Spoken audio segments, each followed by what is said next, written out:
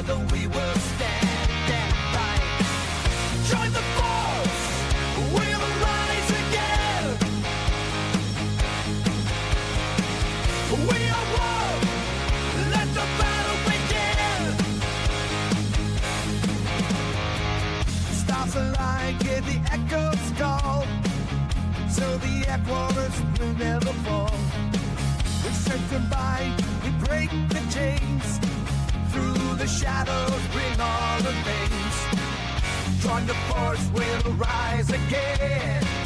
We are one, let the battle begin. With hearts ablaze, we'll light the night. Power Rangers, ready for the fight. Hear the thunder, watch the skies unfold. The mental magic stories yet untold. No fear in our hearts, win the shows. If you unleash the power, together we break through. Join the force, we'll rise again. We are one, let the battle begin. With hearts ablaze, we'll light the night. Power Rangers, ready for the fight. Hello and welcome to Power Rangers Cosmic Stars, episode 18. 18 of these goddamn episodes with these lovely fucking 18 people. of this miniseries.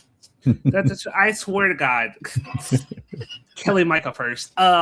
So I want to thank, obviously, everyone for coming and listening in. I have a really interesting session today. We're going to have a lot of guests hopefully showing up and having a fun time with our Rangers being divided for the first time. But before we start off, we'll have our people introduce themselves, starting off with Ryan and going clockwise. Hey guys, I'm Ryan. I created the Dart Domain and handed off the reins to so many of these lovely people that have stepped up and run all these fantastic games, including that guy up there who has been around helping me since day one. So you'll meet another one of the OG homies here later today, who I think is going to be my problem, but that's fine. That's fine. I'm playing Theo Lane, the black Taurus Ranger, who also has his Magna Defender Battleizer. And he's just, he now has his now official girlfriend, Corone, sister of the Astros. leader of the Andros. Yeah, Andros. Andros. I was like, man, I can't talk today. Andros, the leader of the Space Rangers. But yeah, here we go today. I'm gonna hand it off to Kaylee. Thanks, Ryan. So always awesome to see you. I'm Julie. I'm Dritz Norris on Discord, and tonight I'm playing Kaylee, the ever effervescent and fun and bubbly. And don't be scared by the smile. Really, it's just fine. Hi everyone, I'm Depressomancy, and tonight I will be briefly playing Kai Donovan, the Space Australian main character of the Cosmic Star Rangers. This is Revan. He is joining me for now. Hi everyone, I'm OG, and OG is here, and I'll be playing Micah, the Blue Octopus Ranger. Rather the tech guy, and I'm wondering what happened when I wasn't there. Hey, I'm Took, and I did not just choke on milk. Hi, I'm Took. I guess. You can find me everywhere at Took, I guess, especially here on the Twitches and on the Tiki Takis. And I'm going to be playing Aerial Rattler, your lovely Silver Scorpion Ranger, for the night. Ooh. If he doesn't die. I'm crying. Well, hopefully he doesn't die. Hi, I'm Cherry, your resident anxiety-filled sassy man. Love to be here. And I'm playing Liam the Yellow Ranger. Hooray! Well, now that we've introduced our Rangers, we're going to jump into the narrative. But before we do, we're going to go somewhere else. There's a ship that's currently flying through the air, getting closer and closer to a planet. that is currently here in the Delta region. It's not going to planet Onger, but it's going to one of the other planets the Rangers haven't visited yet.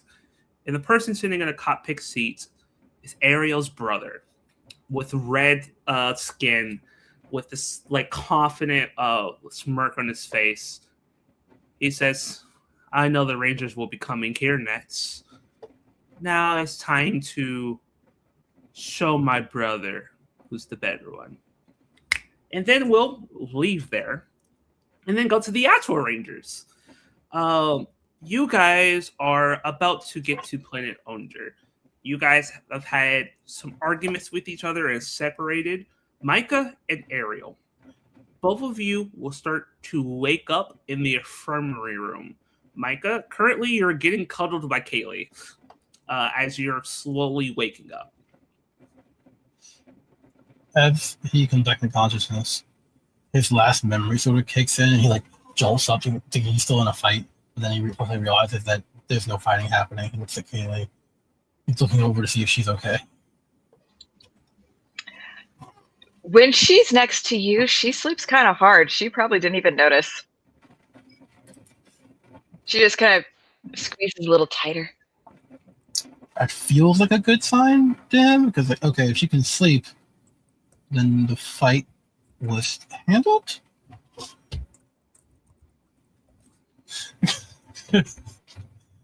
He is going to try to wake her though to understand what happened and how he got to the infirmary. Hi. I'm glad you're awake. Yeah. How are you feeling? Confused, a little sore. Yeah, that battle was kind of stupid. Like, but we're okay now. That's You're good. okay? I guess so. I'm guessing you got me here. We worked together. We got you here. Did anyone else hurt? Kind of point. He'll be okay. When you do point, he will slowly like open his eyes, and then he will just scream, "Fuck!" just really loudly. That startles Micah like, oh. And which is very out of character for him. Yeah. But he is angry, and sad, and in a lot of pain. And then once he stops screaming, he'll just stop there, and then you'll just hear whimpering from where he is laying down. Kaylee's gonna get up and go over to Ariel. Do you need a hug? And she's not really gonna wait for a response. She's just gonna give him a hug. And you know that But thing. I'm not gonna squeeze so tight to like take to say, the rest of his air out this time. She's gonna do like your injured hug, which just means it's a nice firm hug, not a you can't breathe anymore hug. Okay, he winces a bit, and then he'll She's just shy. he'll look at her and then go, "Did we lose?" No, we're alive. We're fine. Okay. Fine-ish. We're fine. Looks over at Micah. Define fine-ish. I don't know. Ask somebody that's not me. I've been in here with you guys, just making sure you're not dying. I'm done thinking. Ariel just... Theo will debrief you, I'm sure, like on what's going on. I'm not sure that I'm mentally stable enough to answer questions. I was about to say, because Ariel is being an investigator, can he tell that there's something wrong? Like something probably happened based on like the way Kaylee is like talking. Awareness? Yeah, alertness roll. Kaylee, what is your cleverness? Your score for cleverness is under your social.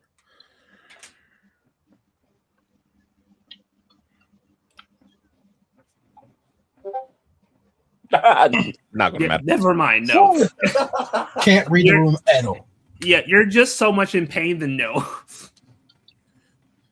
You know, like one eye is still closed. I mean, she's really not trying to hide anything. Confusing. She's just emotionally spent, and it's not like she's trying to hide anything. She just is emotionally spent. She was being honest, like, I am not in a good mental health space enough to like debrief you guys. Micah winces and gets up and then gives her a hug. She just kind of buries her head in his chest. And it's fine. Everything will be fine. Ariel will stay put and just not move. What is injured exactly? Your body's in general. You just got your ass beat handed to you. So like bandages and cuts and shit everywhere. Cool. Yeah, just small stuff, like more bruises than anything. Like most of you've already been healed of the like anything that would have been major. So mostly just a bunch of bruises. Got a shiner or two. Yeah, but you guys technically would have been. You're back to full health. It just you still feel beaten up. Oh, where's Ariel's hat? Missing.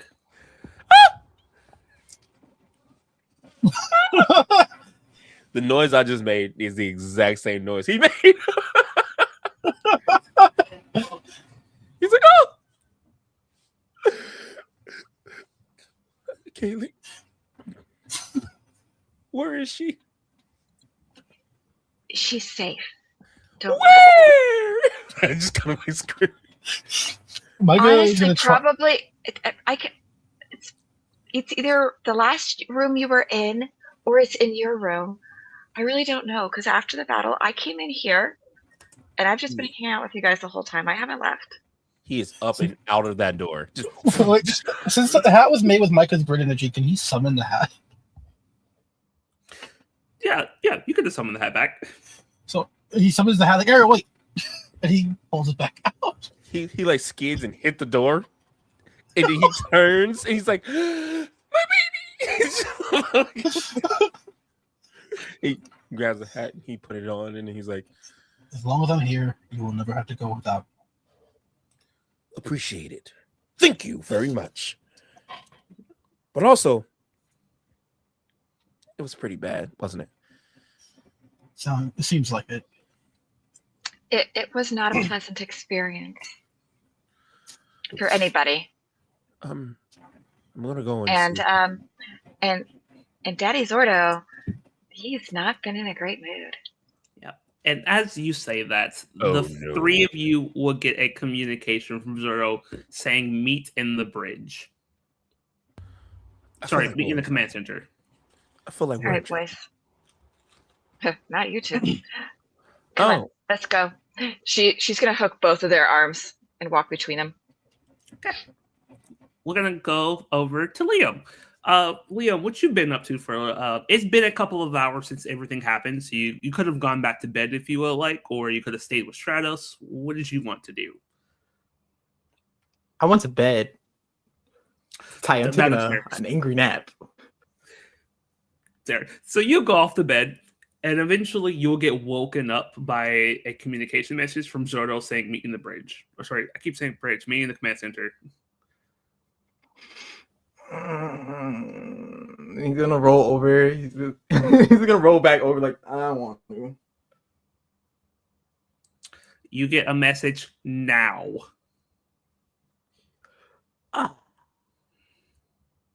Fine. He's gonna put on his robe and then just walk to the command center. Okay. Theo. Also, Theo, you should probably change your name. Oh yeah, I should, huh? Man, yeah. I'm having a day, man. No, it's all good. What are you up to? Assuming we kind of left off right where we. It was a couple of hours after that. Yeah, then probably the same thing. Like he's been sitting in his room with Corone. Yeah, and she probably would have. You two probably would have maybe taken a nap or something like that. It, to be fair, what you happened to you guys was strenuous.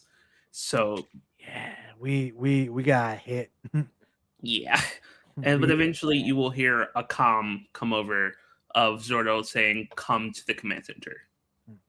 He kind of gently wakes her up, like, "Hey, come on, Oh, what? Zordo Fuck. needs us." God, he can suck. Never mind. I actually really like Zordo. Never mind. Let's get up. Yeah, no, remember Zordo, not the other guys. Okay. They'll, like, grab her hand and walk out to the command center with her. And Kai, what have you been up to? I imagine the camera would start as like the face underneath his Emerald Knight mask, with just bloodshot eyes, as he's just been in the training room nonstop swinging his Buster Sword against waves and waves of the re-soldiers. Yeah, eventually your body would just give out. You would demorph. You would like hit the ground, and like you're still conscious, but barely for a hot second. Mm-hmm. As you realize that you can't stay morphed for forever, and especially for fighting for as long as you did, you could probably guess that this could have killed you. Yeah, I imagine he's just pool of sweat, laying on the cold floor of the training room, just sort of breathing heavily. He'll sit up, kind of looking around for water or something to drink. Yeah, you'll wonder to find it. But you will get you will like get some water, and then I assume you will just at least go maybe either shower or rest for a little bit. Yeah, Kai will take one of those overly sensualized videos of him showering, arm up against the shower head. Fair. So after you get out of the shower, you get a communication from Zordo saying, "Come to the command center." Kai will shrug, wrap the towel around his unmentionables, and walk to the command center. Gotcha.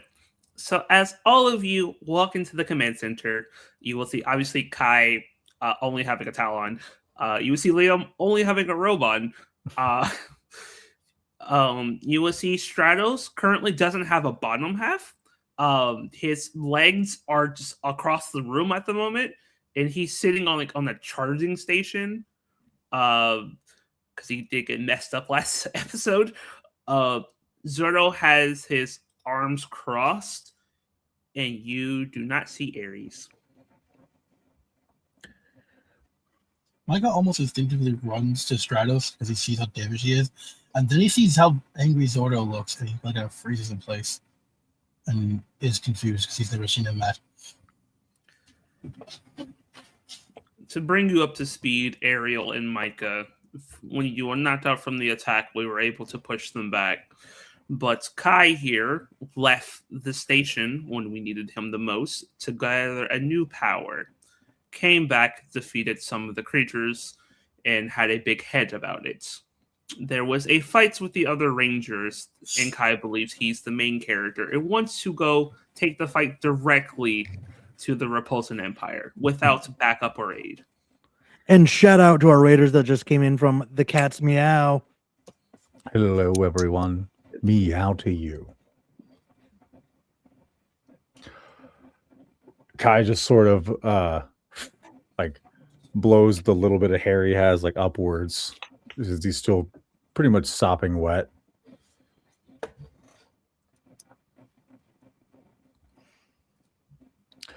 I'm just saying, the planet's now ours.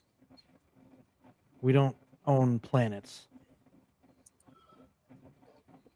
That's for tyrants. It's under the domain of the Rangers. We fight the people who take over planets. We don't become them.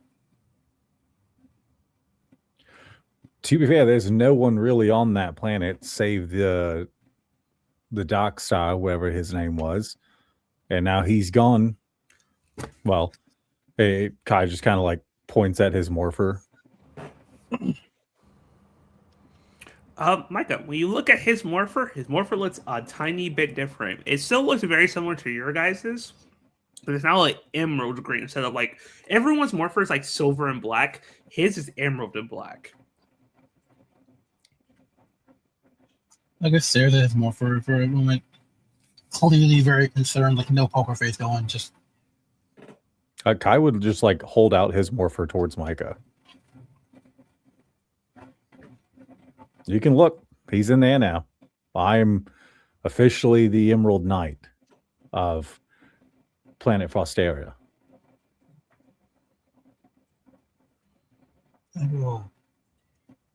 I would suggest we say that later. I don't know what you did exactly, but I'm worried there might be some side effects to adding onto the morpher. The long and short of it is that he surrendered his power to me after realizing I was the next Dark Star Ranger. Yeah, and that could interact with your morpher in ways we don't yet understand. You know, that title doesn't exactly inspire confidence either. Sorry, I'm not made of lava. I'm not blaming you for it. Just worried for you. I'm stronger now, so we can take on the Repulsion Empire a little bit easier. I get that, Kai. And you're one of us, and I'm not going to ever stop worrying about each and every one of you. Well, I don't think there's a need to worry. I'm always the one that's up front fighting everything, so me being strong is a good thing. And now I have my own Megazord. So now we have multiple Megazords.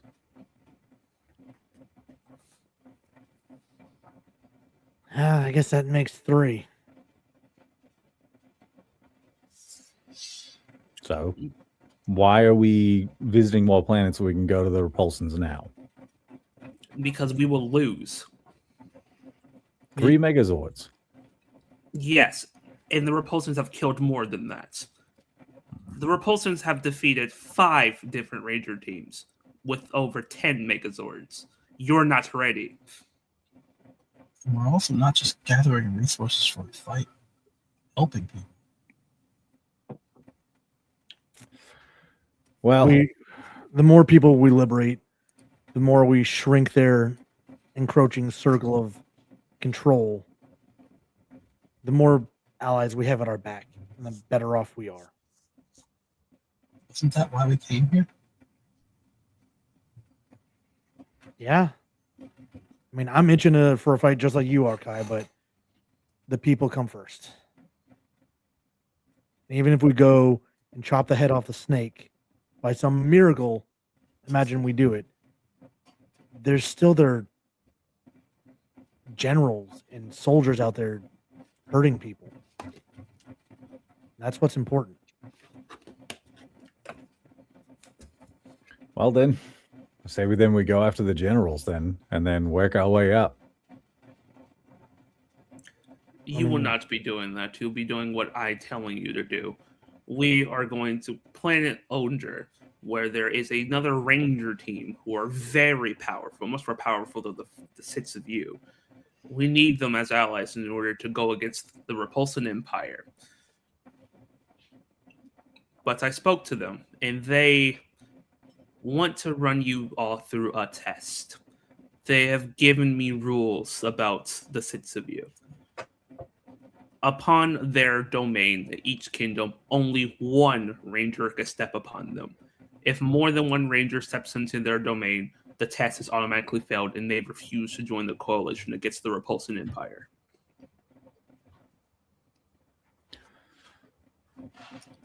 All right, so who are these other rangers that are so strong? Each of them are kings of their respective kingdoms. First, the Tyrant King, the Red Beetle King. He is led a revolt against the former king about a year ago with the help of the other kings and was able to take the throne. There's the purple moth ruler, the frozen judge. They are basically a judge, jury, and executioner that helps with other laws when it comes to the other kingdoms.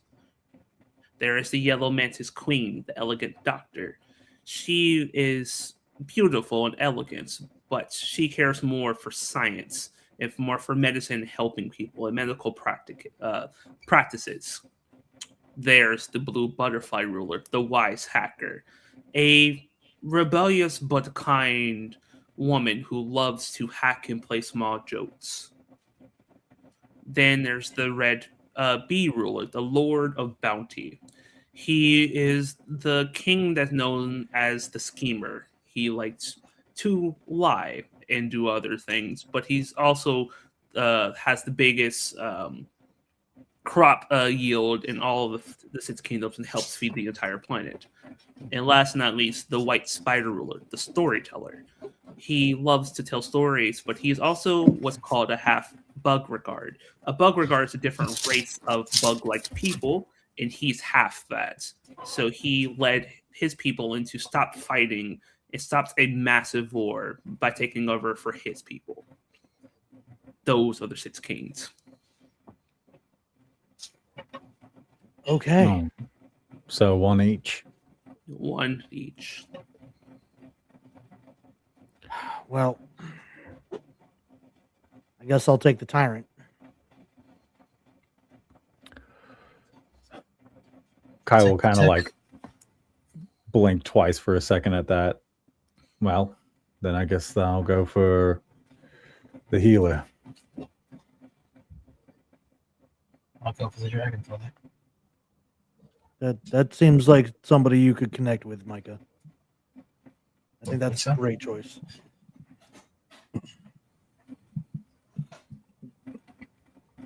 I call dibs on the crop guy. He sounds pretty fun.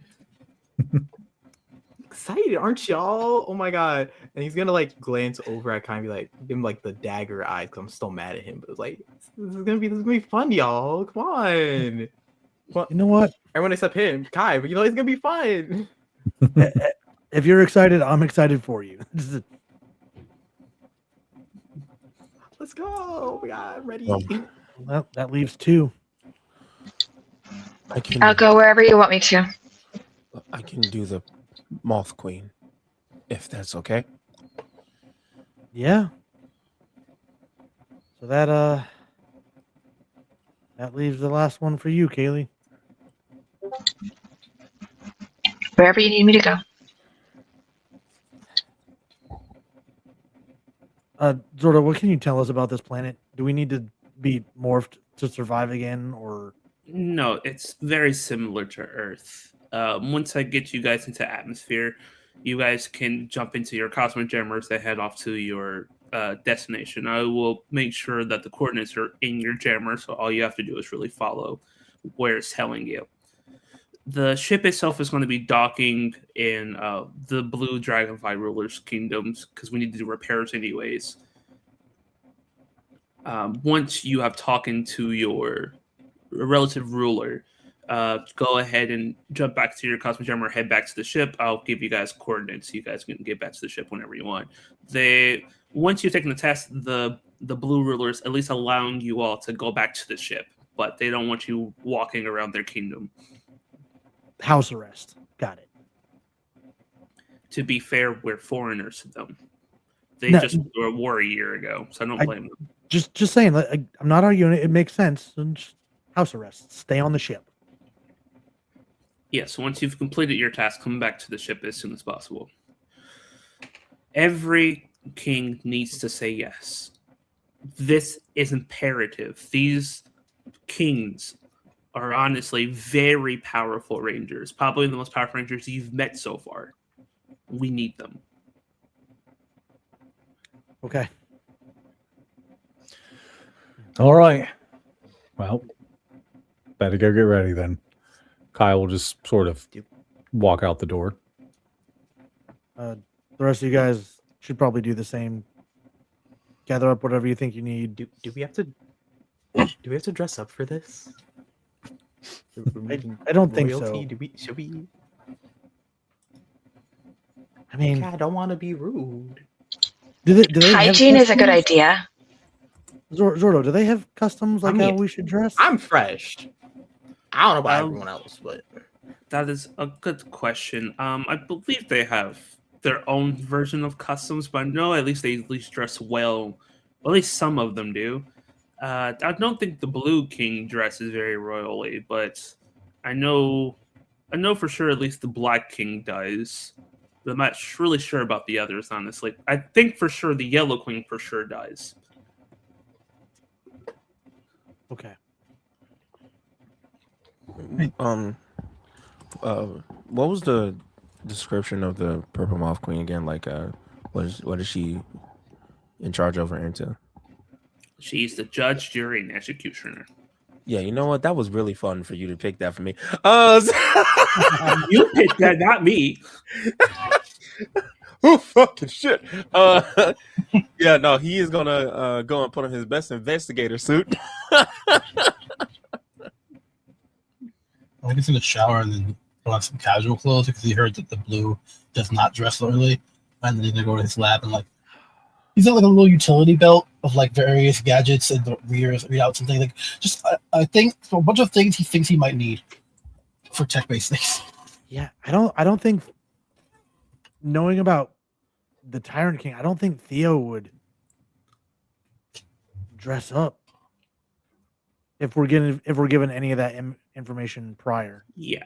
Oh yeah. It's either the best that he knows is at least the Red King wants you to come as your own. Yeah, that's what he's gonna do. Alrighty. So as you guys all get ready and start to gather different things that you would need, all of you would meet in the kind of the hangar area where your cosmic jammers are. 6 of you. Go ahead. Before going to that, Theo lets everybody leave before like turning to Zordo like, Zordo, what's going on? What do you mean? I've never seen you lash out, even your tone like that before. Needs to happen as much as I don't want it. Look, Zordo. I will be okay. I will calm down. But right now, we need these kings' votes first. I understand. But if you want me leading this team, you have to be honest with me. In what way? You have to trust me the way I trust you. I do. That's why when you said you would take on the Tyrant King, I knew you were best for it. I know that it's hard to lean on people being who you are, but we lean on you. You can lean back. I'm aware. You should also know that Ares is not on the ship anymore. She's left to go do a secret mission. And I'll tell you what it is. The Sith reached out to me not even a couple of hours ago. They're currently being attacked.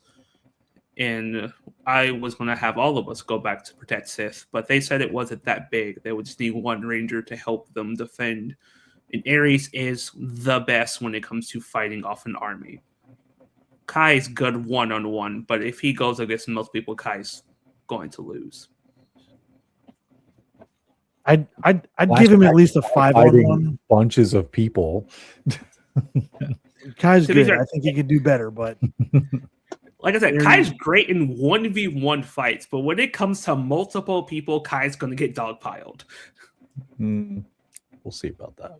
I would say Ares is legit built for fighting multiple people at once because she has some giant AoE effects that she could do. I'm just being All right. a deal. Well, off to the planet then. Off the planet. So yeah, so the 6 of you would meet in the shuttle area where you guys are about to leave. Is there anything the 6 of you guys want to say to each other before you leave to go to the Kings? But Colonel also will give you a kiss, Theo, saying good luck. I'm staying on the ship because I can't go, obviously. Oh yeah, no, like full on returning, like and like doing the whole like, hey, keep an eye on him. He needs us. That's what I plan on doing. God, I knew I liked you for a reason.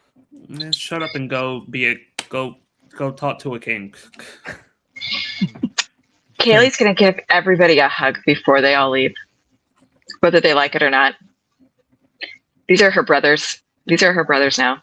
I think for the first Exact time, eyes. Theo doesn't do the awkward, like, okay, this is happening, like, actually returns it.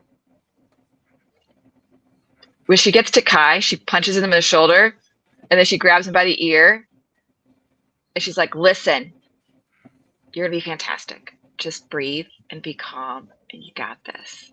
And then she's gonna give him the hug. Kai doesn't return the hug. He just sort of puts his hand on her head and then rests his chin on his hand. We'll see about that. You're gonna be fine. It's gonna be fine.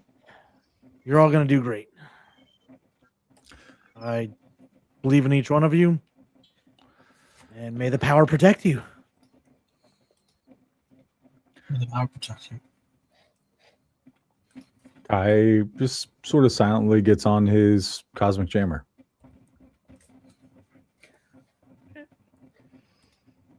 Does Ariel and Liam say anything? Ariel will just kind of go, "Good luck, everyone." It didn't heal. Liam will jump into Dramatically his and be like, disappear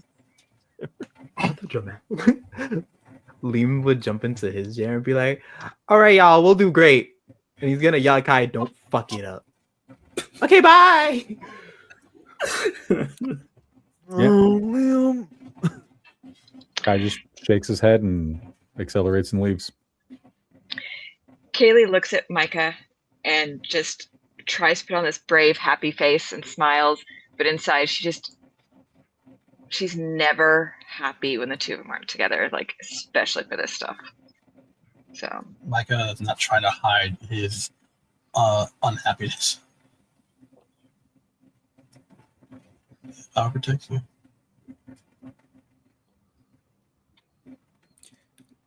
And that's all 6 Rangers jumping from their jammers and leave. We're going to transition to our next scene. We are gonna wow, words. We're gonna transition to the next scene. I'm about to start deleting people.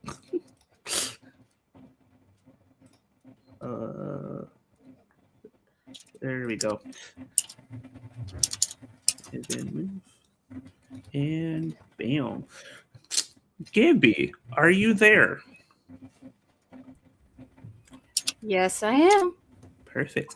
As Micah starts to descend into your kingdom, what does it look like? This kingdom it's a mishmash of technology. There is touch screens that are entire sides of buildings, and then there are payphones lining the sidewalk. There's an inordinate amount of teenagers on rollerblades everywhere. A lot of tagging, a lot of, it seems like rebellious youth everywhere, but they all have a purpose and they're all going to specific places. There's a lot of loud music and party-esque, but there's whispers behind every single one of them.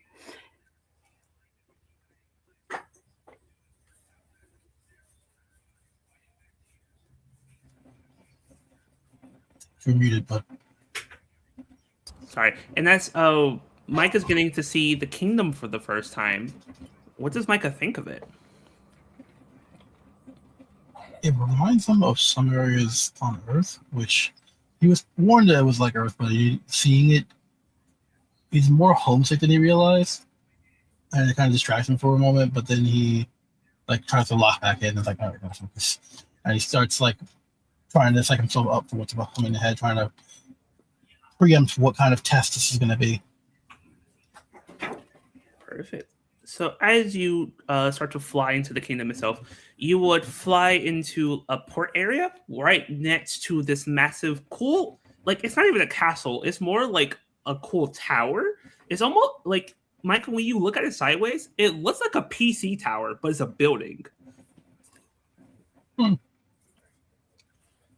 And you will see there is a individual waiting for you. You will see this very punk-looking kid. He doesn't look like he's more than 18 years old. He has like a mohawk, like the super long mohawk, going off some shaved heads. He's wearing like a blue t-shirt, blue jeans. He's wearing sandals, and he has like what seems to be like the equivalent to like a really high-tech iPad.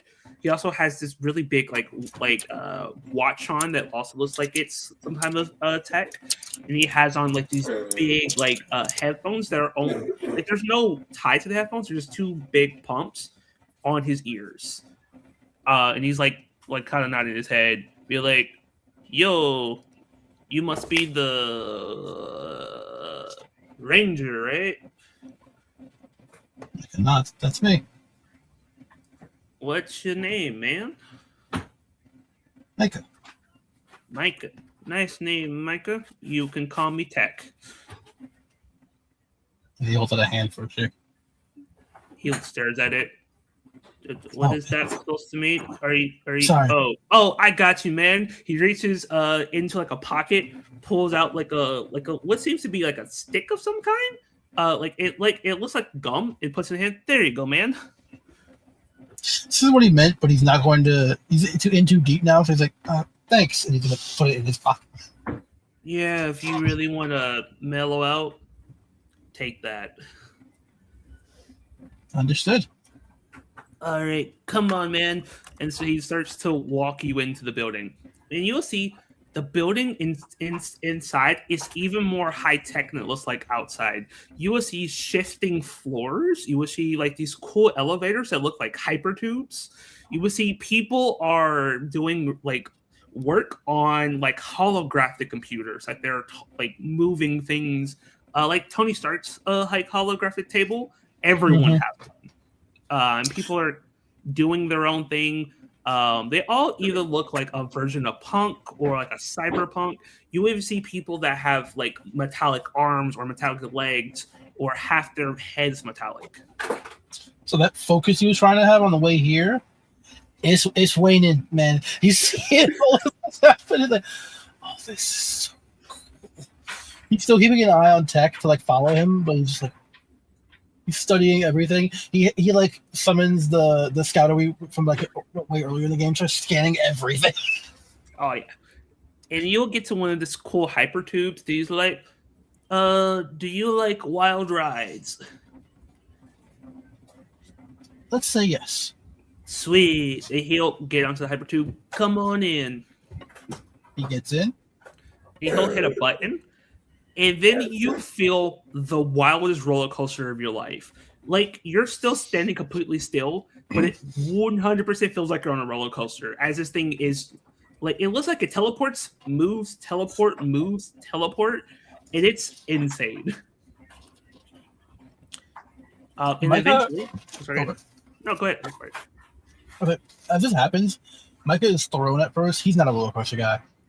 But in the midst of this, he's also thinking, how is this possible? Inertia should be throwing me all over the place. It is not moving nearly fast enough to hold me in a single look. He's doing the science thing, like trying to figure this out as he's being thrown. The more you think about it, the more it does not make sense. But you finally get let off what seems to be the top, and it opens into a massive room. Gibby, would you like to describe what your throne room looks like and what you're currently doing? Oh, and also describe what your character looks like. Sure. Acid Burn is a fairly short woman. She's standing like 5'4", short, bobbed black hair, like short to the jawline, slick back. She's dressed in like blue silks topped with a black leather jacket and combat boots, bright blue makeup. And her throne room has, well, it looks more like a bunch of high school kids set up a little party room. There is some couches sporadically through the room. There's a little skate ramp in one corner. There is monitors everywhere. There is various beanbag chairs and people just snacking, and they are definitely up to no good. But everyone seems to be happy and in a good mood.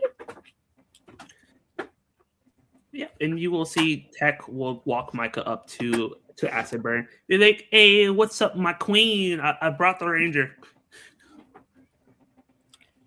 She'll look him up and down, sit up a little bit, and prop her chin on her fist. You're the new ranger. What's your name, kid? Mike is distracted, looking around the place still. And rather than saying his name, he blurts out the last stream of like high science thoughts that he had in his head about the hypercube.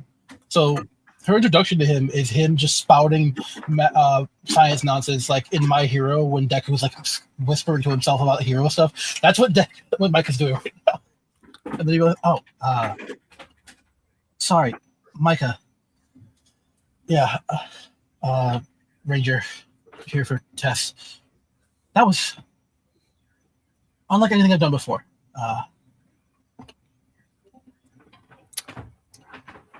Micah. All right. I guess you haven't really seen all this before, have you? Can't say that. Well, Micah, would you like to play? Because that's something that we like to do here. We like to play games. I get the sense that that's what I'm here for. Excellent. Hold on.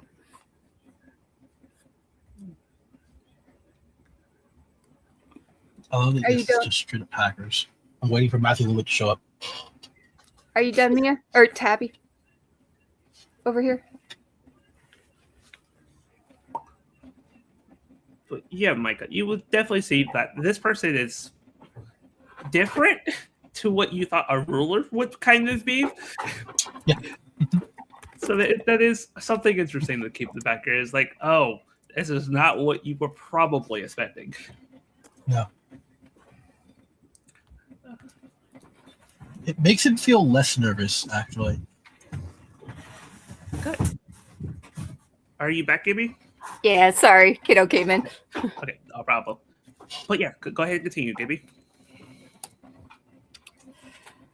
I heard that you like playing with technology too. So I want to see what you got.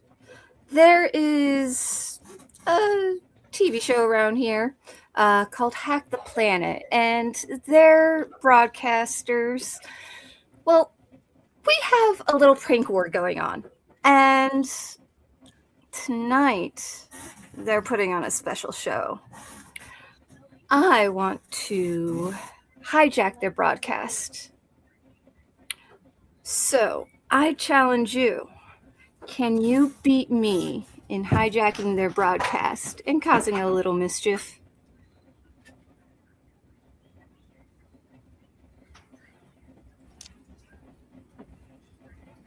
Let's get to hacking.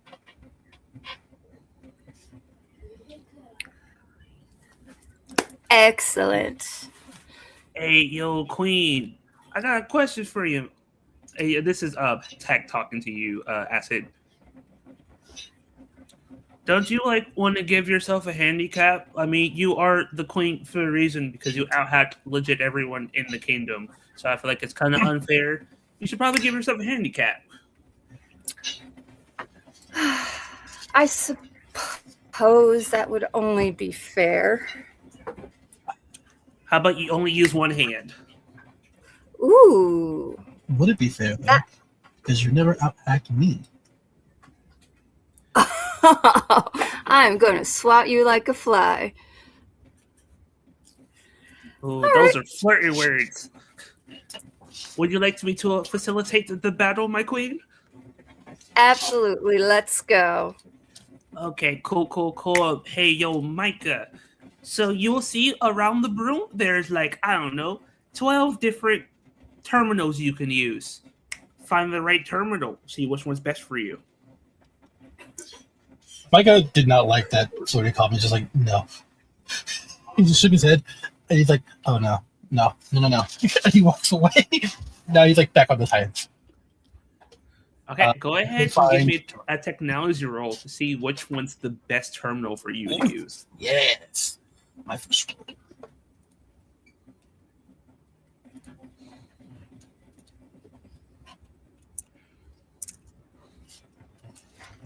So since this is smarts, I will keep in mind my Eureka points that I usually forget.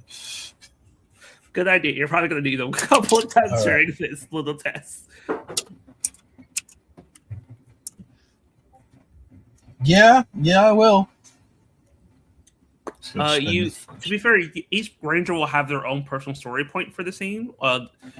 Each ranger will have two. Since you guys are separated, I'll give you guys 2 story points for each scene.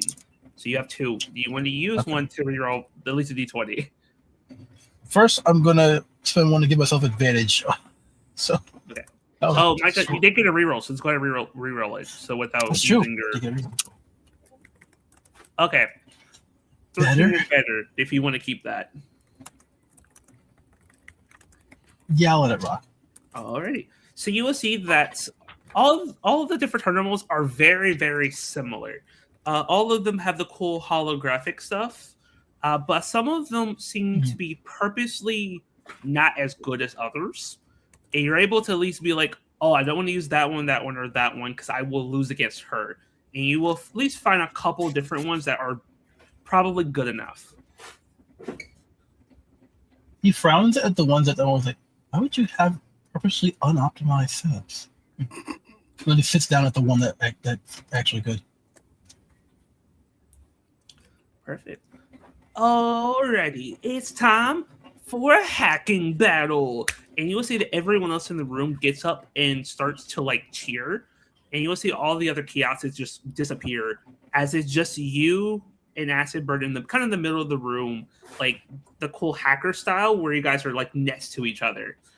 Mm-hmm. Acid Burn, what does your like display, your hacking thing, what does it look like?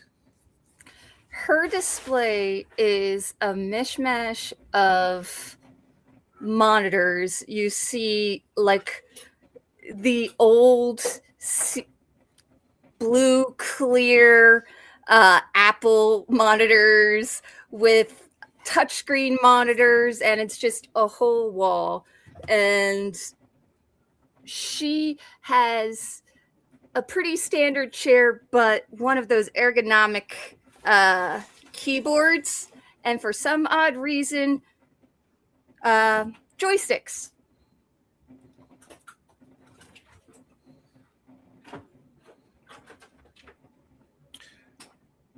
And Micah, what does yours look like? I think Micah's is like in the first Iron Man where Tony has that like split keyboard with like 2 half circles that are like one for each hand. He's got that going on, and the monitor is like big, and then the back is clear, like see through. I've seen like some of the comments in the chat, like the '90s computers. Like absolutely, that's what he's working with here. And he's got like different symbols on each of the keyboards that aren't necessarily a language in English, but he somehow knows how to work with it. Probably like whatever Galactic Common written is. Yeah, it's Galactic Common. So as you guys start to do, basically Tech would be like, oh, this is you want to use this just in case, and he'll show you which place you're hacking. So because Asimir already knows where you're hacking, so he wants to make sure you guys are starting on even kill. He's like, alrighty. So as the hacking battle rules are, the 2 of you will start to hack.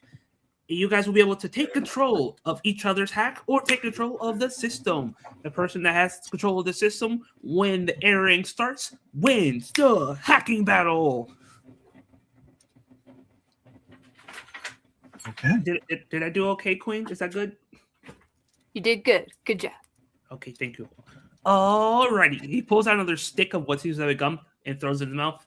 And he's like, "Whoa!" And you'll see when he starts to chew, electricity starts to bounce in his mouth that you can visibly see. He's like, "Oh, that's the good stuff." Alrighty. And 3, 2, 1, hack battle. Micah, can you please give me a technology roll, please? Acid Bird, do you want me to roll for you? Yes, please. Alrighty. Do you want to just say you're using any special abilities, or you just want to, for now, just roll for rolling? Just roll for rolling. Okay, good, because you might obliterate Micah if you use the abilities. Alrighty.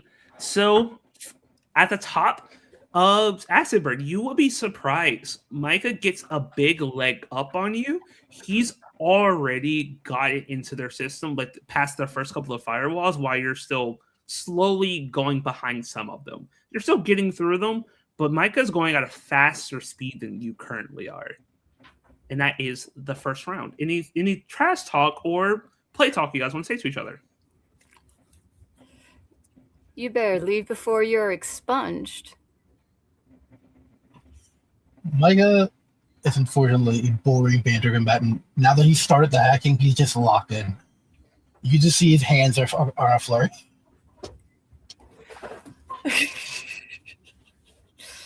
Oh, that's no fun. I'm going to It's snap probably you like a murder. toothpick. Right. And you will see that Tech legit makes like a spectral mic. He's like, "Oh, okay, look at here. Oh no, Micah's already going through the first firewall. Oh my god, my queen, he is beating your ass." Nah, I think that's too much machine for you, Micah. Machines are my thing. Alrighty, we'll go into the second round. Micah, go ahead and give me another roll. Acid Burn, are you still taking it easy, or are you ready to pick it up? We're taking it easy. Okay. All right. Spending that Eureka point that I didn't before. That's better. Oops. Wow. Okay. Yeah. Do you want to use one of your story points, Acid Bird, to reroll the 2 that you just rolled? Yeah.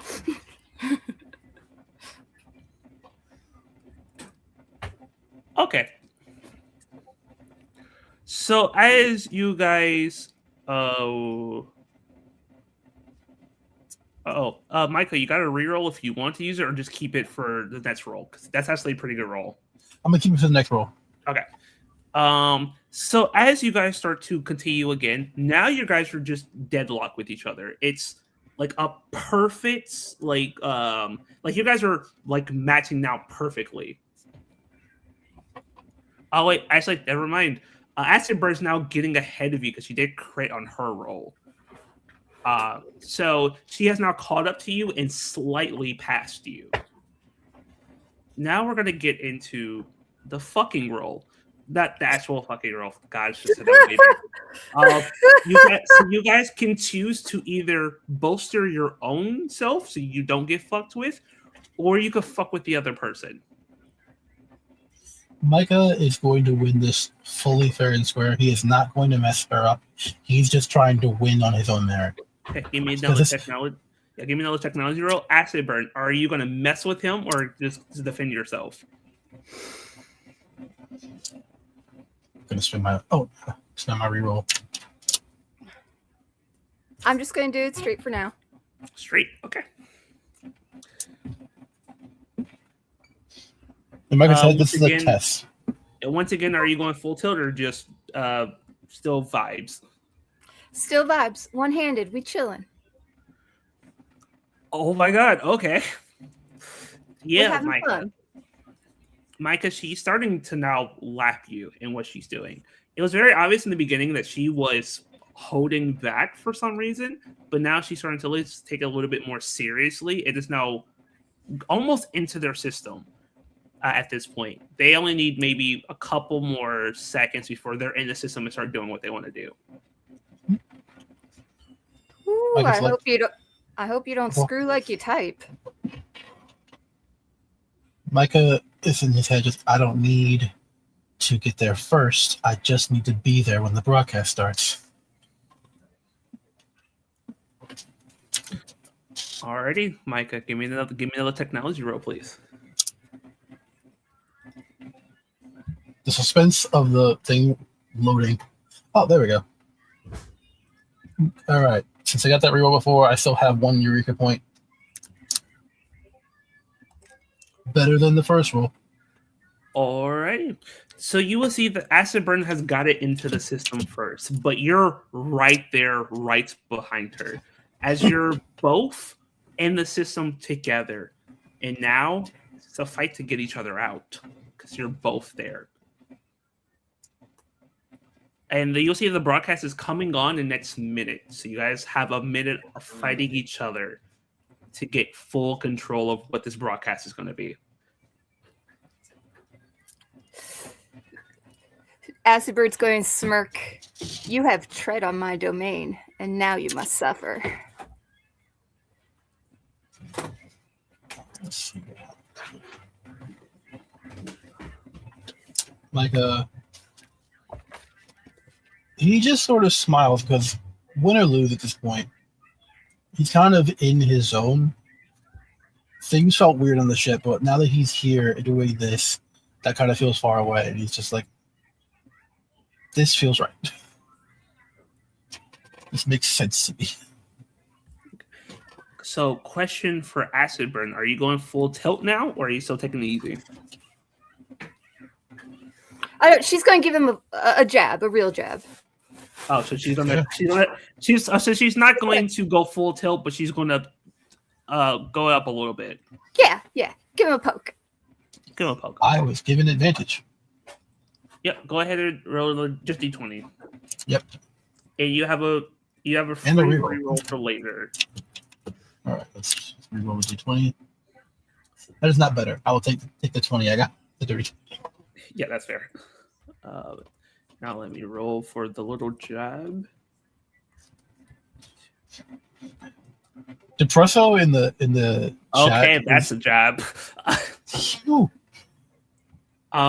So you will see that Acid Burn starts to put their other hand on the keyboard. You can definitely tell that their other hand's still not doing as much as it possibly could, but they're starting to take it more seriously, where they're now slowly kicking you out. You're not out yet. Oh, wait, you... Oh, okay. Yeah, the person pinged me in the... How Ryan's pinging me, can you ping me in StreamYard? I'm not going to see it. But I will have her reroll again since... 1d20 plus 2d8. Okay. She's going to use... Are you going to use one of your points to re-roll that? Because you rolled badly. Gibby, do you want to use one of your idea points? Okay. To re-roll that, because that was... That's lots for you. Okay. Micah, instead of her kicking out like you just thought, you're able to slowly push her to the other side. She's not out yet. You will have to shove her out. Do you want to try and shove her out? Yes. Acid Burn, you're on the ropes. This guy is now giving you a run for your money. Do you go full tilt now? Yes.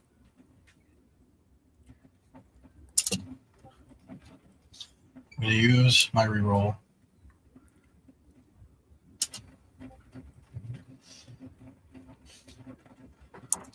Okay. Use a story point. Yeah, this is a lot of Right, dice. I'll wait. You roll, so because I'm probably going to need to do this much times when the dice are going. Yeah, I mean, if you need to do the thing, she has to roll a lot, so give me a second. Okay. All right. Full tilt is very full tilty. Oh boy. Okay. Damn. How many story points do I have? I just used one. You have one more left. Okay. You can choose. Oh, another reroll for me. So another reroll. 10. Okay. Jesus Christ. Okay. Sweet Christmas. You have two more. Do you want to? Honestly, there's no way you're beating her right now. The only way I can win is with a double crit, maybe. Even if you double crit, her current total is 32. You know what? If there is no way for me to win mechanically, then I will let that rock. Not gonna see burn Alright. stuff. So this is also a crit. Well, that's a double crit. So Micah, you are about to legit shove her out. It's Oh, hold on, what? develop in the private chat. Jesus Christ, guys! It's the first time. Hold on, I have to fucking reroll again.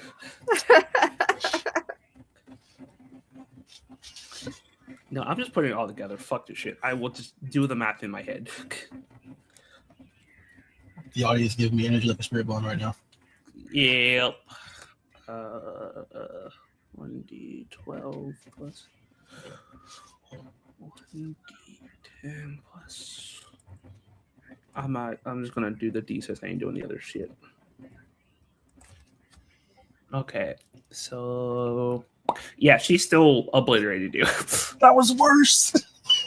It's not actually worse. That's not all together. I just put it all in one thing because I'm not finna fucking put all the semicolons in that shit again. Okay. So she rolled a 28 this time. A 28, I might actually be able to match. So I'm gonna do another reroll just to see. If I can't do it, it's okay. But that I can actually at least meet. 21. Okay.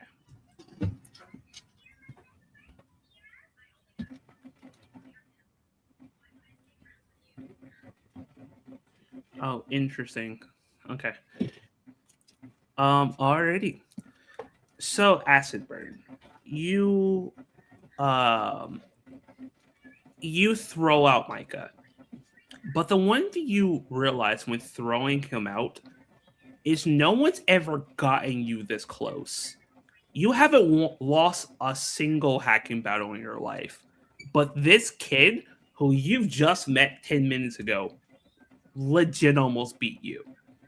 Like, he's the only one that's ever given you a real challenge, and you haven't gone full tilt in what seemed to be years.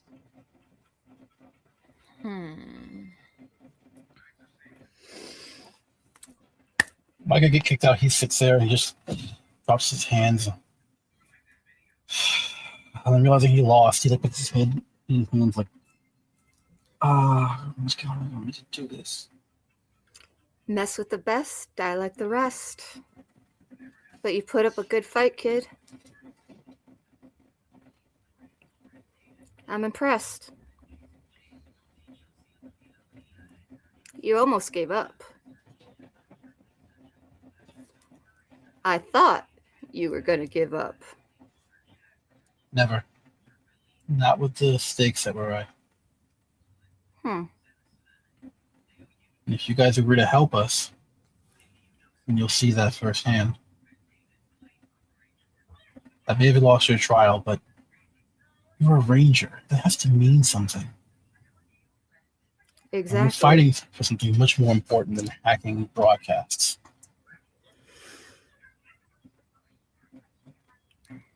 For what you're going up against, you need to be able to do the same thing.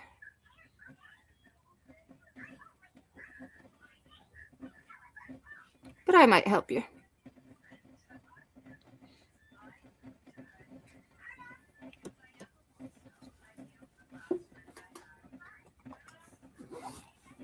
And you will see Tech will be like, and we have our winter, the one, the only, the acid burn, the one that we love, the one that we know, our queen.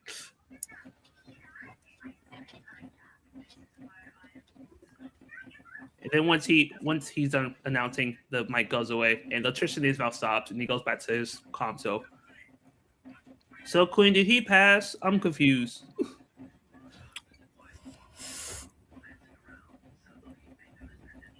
Yeah, he passed. A deep sigh of relief. Nice, man. He pulls out a piece of gum. You want to hit it? I think I'll save the celebration for when I can tell my team. Gotcha. More for me. So, Acidbird, now that you have given that he's passed the test, is there anything else you want to do with Micah before either you send him off or you let him to stay? You said send him off or let him stay? Yes. It is up to you. Do you want him to stay around for more fun, or do you want to test him more, or do you think he's fully accepted, defeated the test that you set in front of him? Well, being able to hack isn't the only thing a ranger needs to be able to do. You might be good with a keyboard, but can you fight? I'm working on that. Working on that. Aren't you about to get into some big fight and you're just working on that?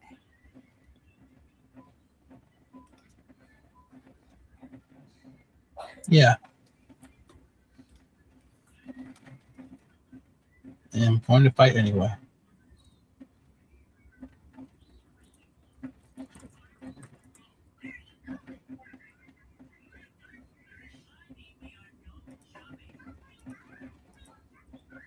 If you need to test me again, I'll show you that too.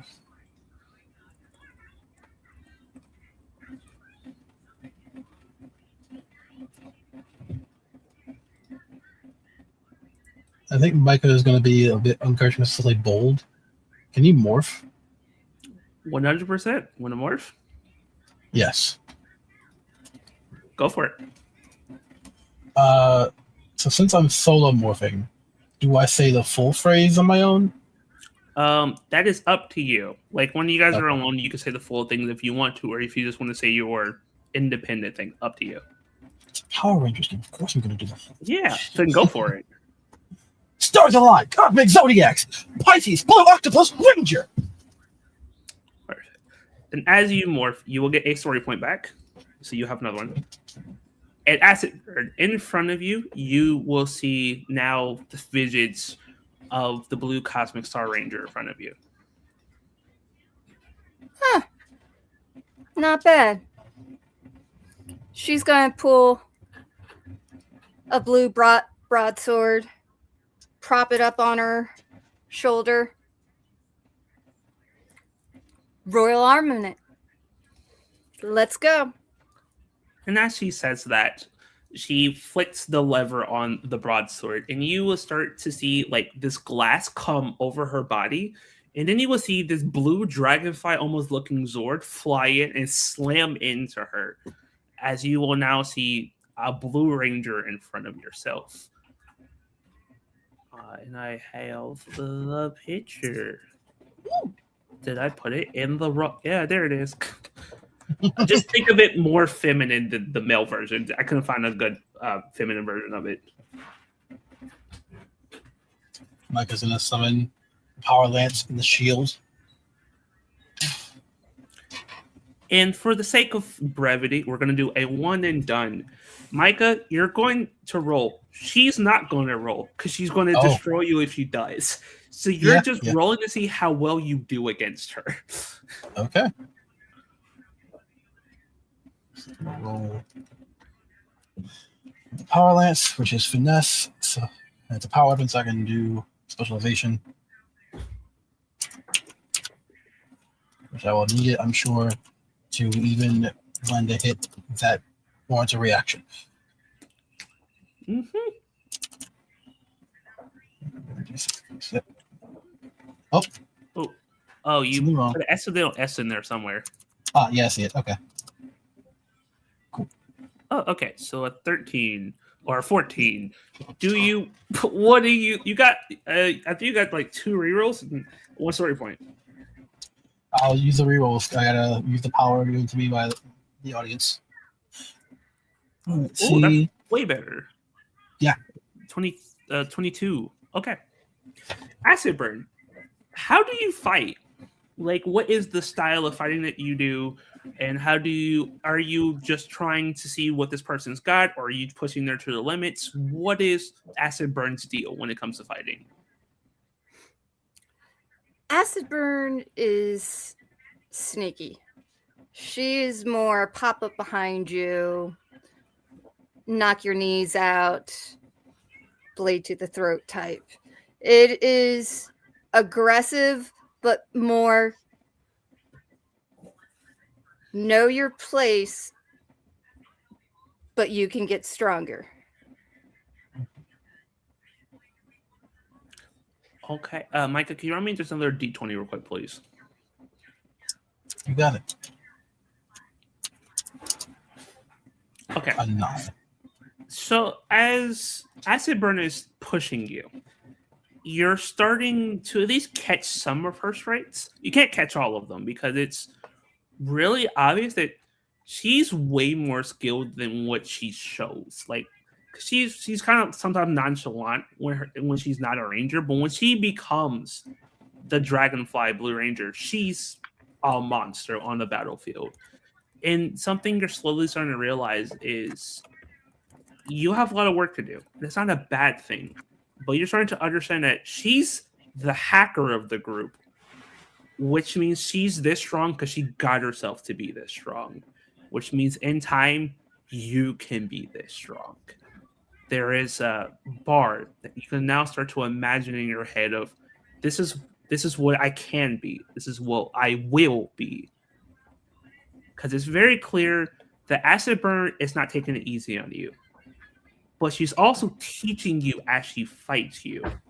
It's almost like a dance, like another form of a hacking battle where she is programming your mind to understand how to fight a bit better. Fight like a hacker. Don't fight like everyone else. Yes. I think since we're just doing flavor, and because I have this ability, he can change his power weapon.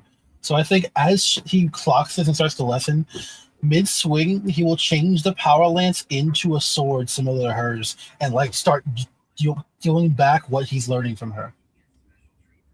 Perfect. And you do well. You're never able to actually strike her, but you get close a couple of times. And it's very clear how talented she is. It's very clear that she's been a ranger for maybe a decade or so. She doesn't look that old, but from what you've been understanding is whoever's king here is just the best hacker. So whoever beats her in a hacking battle becomes king or queen or whoever, which means that she took the title when she was probably a teenager and hasn't lost since. He feels a lot better about losing now. Oh yeah, you win against not the worst, but you win against the best person on the planet, kind of thing. But you were still able to push her to actually have her start trying. But after the fight is over, Micah, you are at sword point. As you understood that this wasn't a fight you were supposed to win. This is a fight where you're supposed to understand and listen. Do you believe Micah did that? Absolutely. He clocked that this is a lesson, not a fight, and he is always a really good study. Okay. You will get, this will be the special thing you get from this. Your finesse will go up from a D6 to a D8.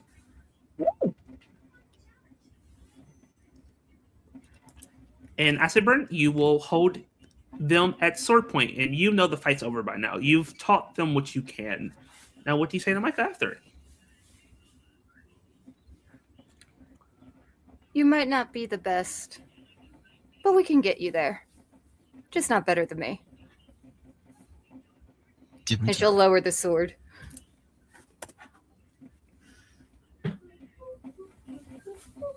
He'll get to his feet. Demorph. Thank you for the lesson and for your help. You have potential. You can go far, and we'll get you there.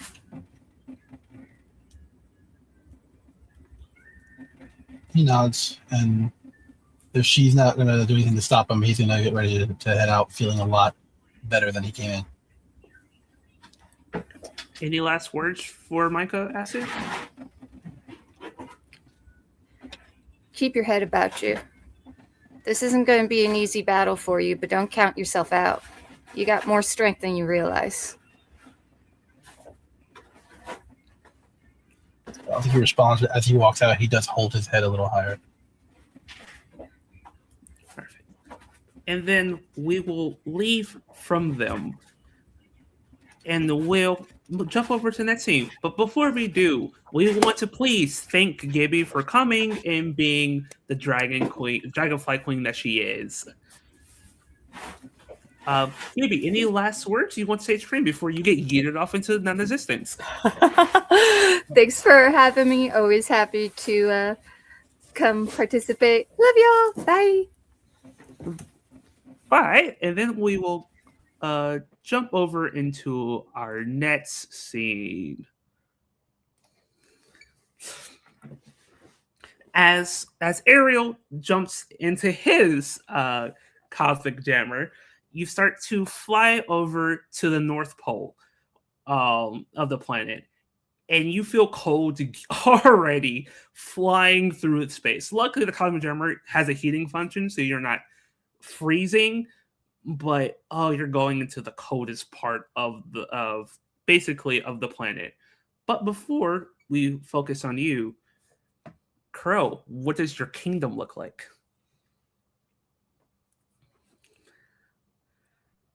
Make sure I'm not muted over here. Yes.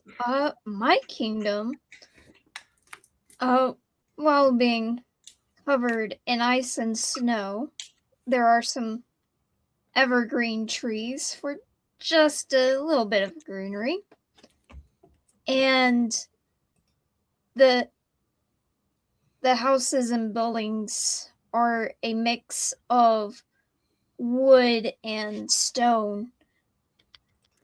And a random orange cat walking the roadway. And the more important buildings are more of a marble feel and look to them. And Jaeger, no.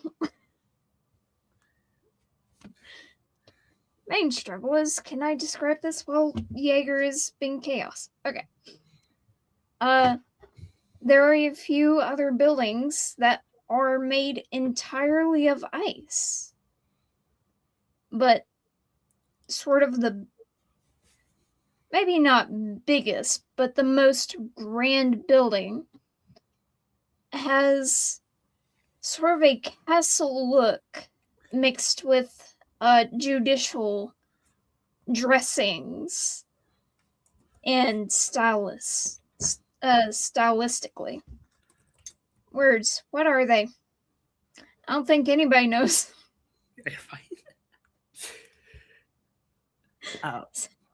So yes, everything is cold. There's a lot of ice, and there's so much snow, and it is the best snow.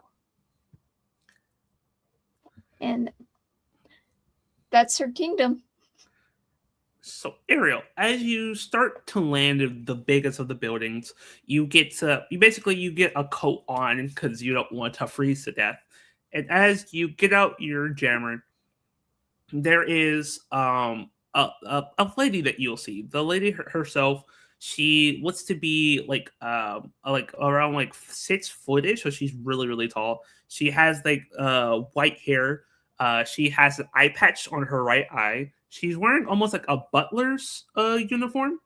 And she looks very fancy, and she doesn't have any coat on. She has on like these white gloves.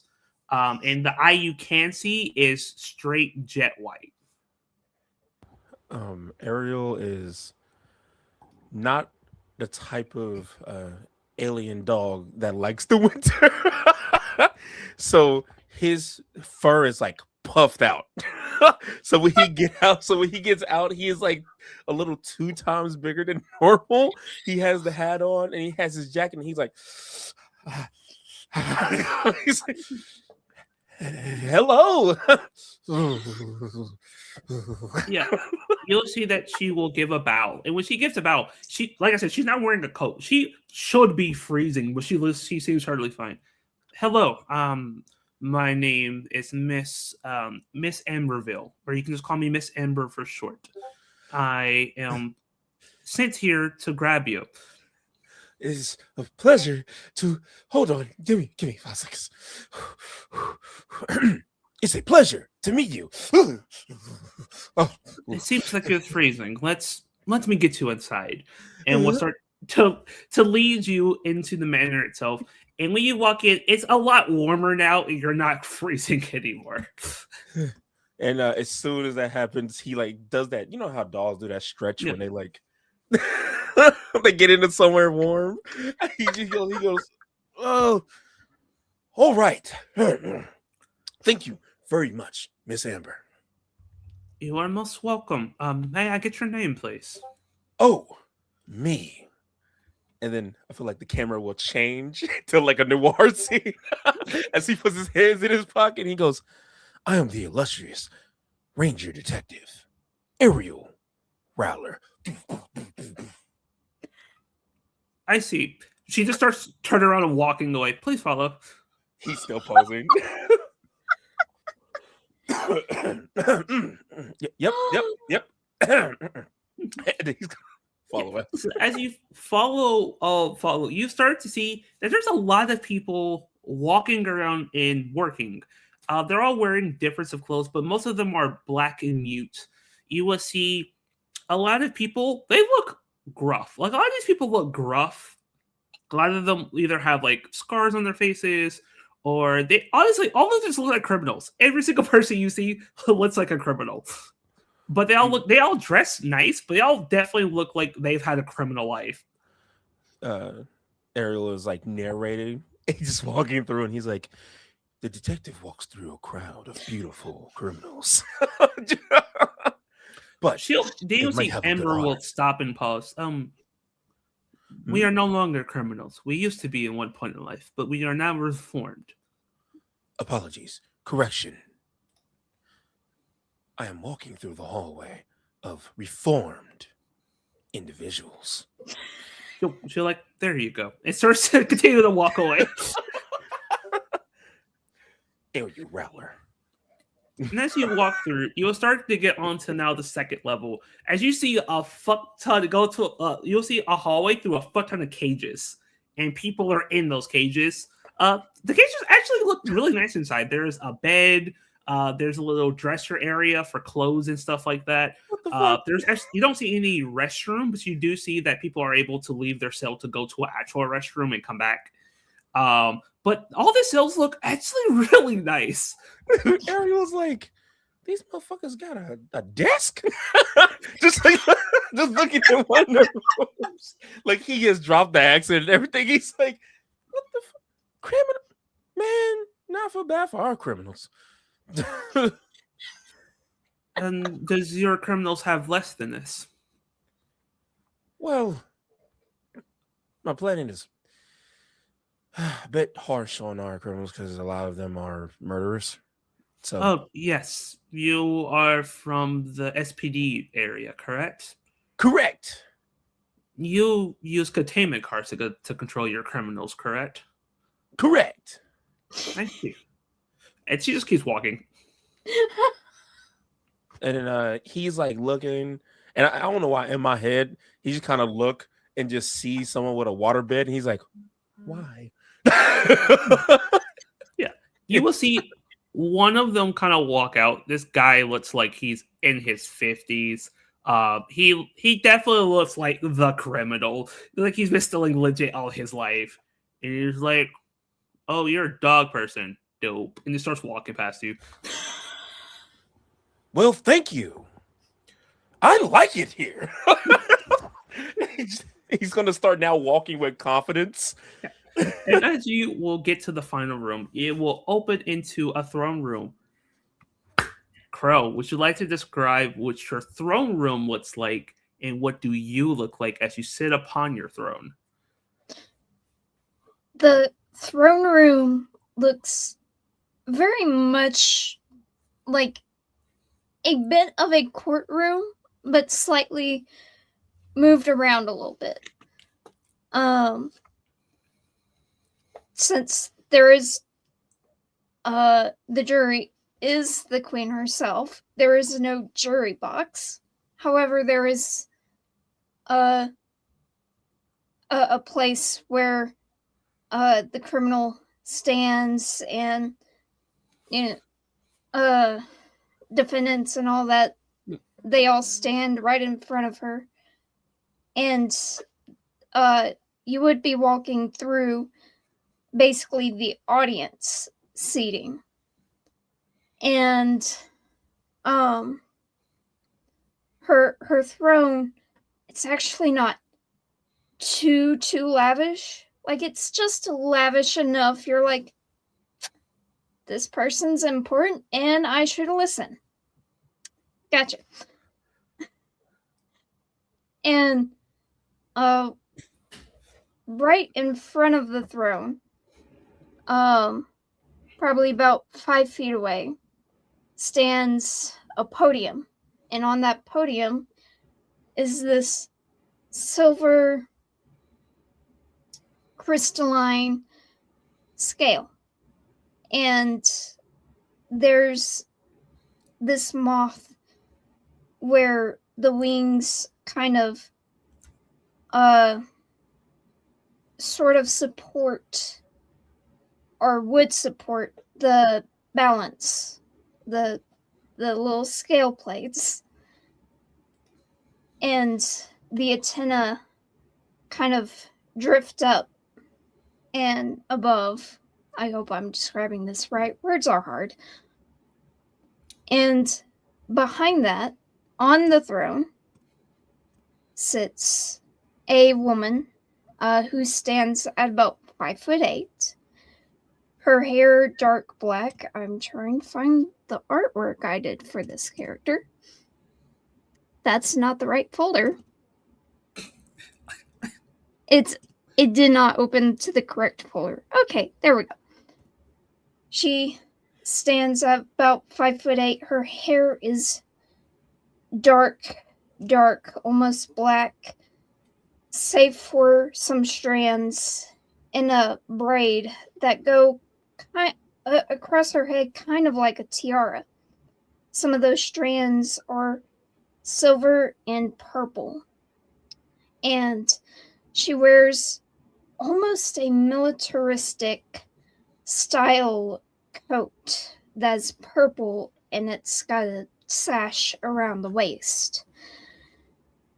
And when she sits, she isn't lazing about in it. She is proper, straight up form. Her feet are flat on the ground. She has the sword out in front of her, and she is watching very carefully with her ice blue eyes as you come in behind Miss Amber. Miss Amber will lead you, Ariel, to the defendant area. Please stand here. He is walking with the confidence of a detective, but he is holding in. This is his nerd thing. He has only seen one courtroom, and that is the one that was on the SPD world. And this one is like a fucking mansion. So he is like looking around, and when he thinks no one's looking, he goes, "Oh my god!" And then he'll go back like nothing happened, and then he'll stand over there like holding his hat, and he would just kind of nod in respect to the judge, not addressing her until she asks for it. She doesn't seem to acknowledge that nod yet. Okay. Aaron, you'll see around you that sitting in the common area where people go sit, you'll see people start coming in and sitting down, and all the reformed criminals sitting down. You'll see Miss Amber going to walk on to stay off a little bit to the side for her queen. You know those people that usually stand to the side of the judge that are just usually either the note takers or the bodyguards. That's what she is. And she will turn to her queen. My frozen queen, I have brought before you here Ariel of the Cosmic Star team as you've ordered.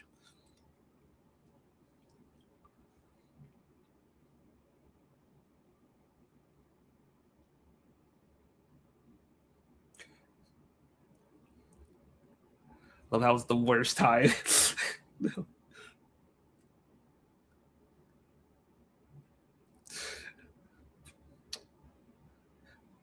Ariel's like,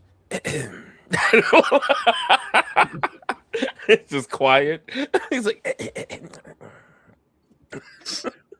Sorry about that. My mom walked in to ask Majors to walk the dog. But yeah, Anya will let the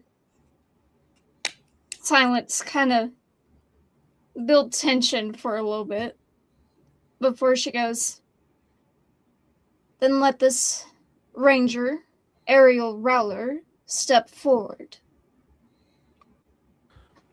He'll step forward. Step up in front of the scale. Yes, your judge. And then he'll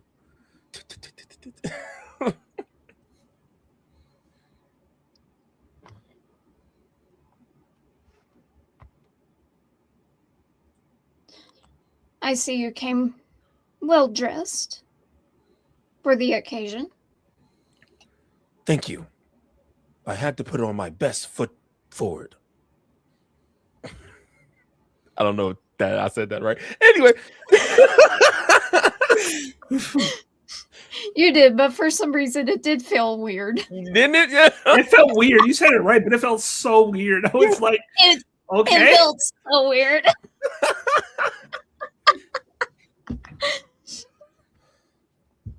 It's great. This is great. Maybe it's the voice. I don't know. Yeah, maybe. That may have been it.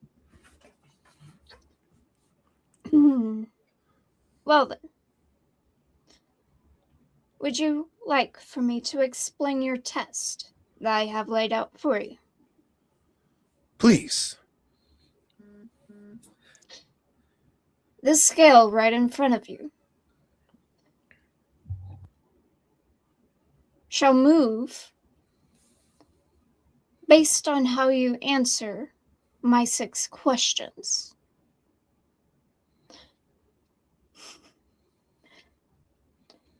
Should you answer all of the questions to where the scale falls down to one side, you fail.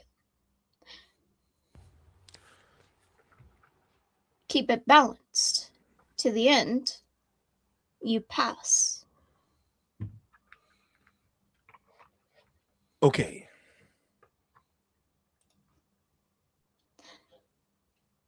Then let's begin. I do not know much about you, so tell me about your job. My job.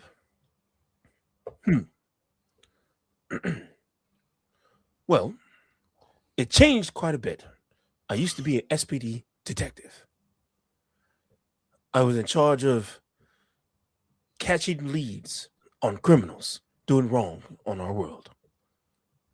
Then, in the middle of one of my amazing investigations that I may or may not have was stuck on for a few months, I met the Rangers. And now my job is to help protect the universe as a whole with my new friends. And the balance will shift a tiny bit. Yeah.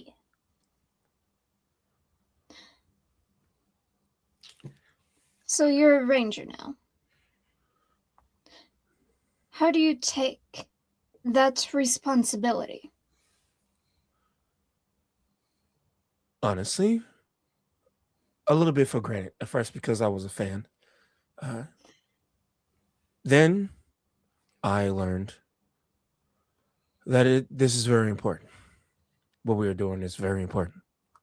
So it is the most important thing in my life at the moment, and I'm very appreciative of it. It balances. Yeah.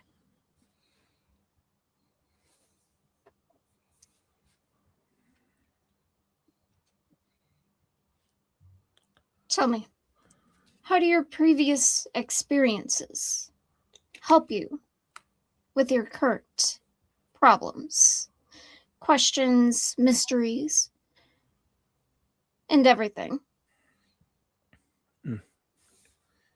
It showed me my flaws that I didn't know I had or was too ignorant or afraid to face. And I've learned from my mistakes. They've hopefully made me better. You see, it starts to wobble a little bit, but it's still very It's much still- leaning to the balance, but it's wobbling just a little bit. Yeah.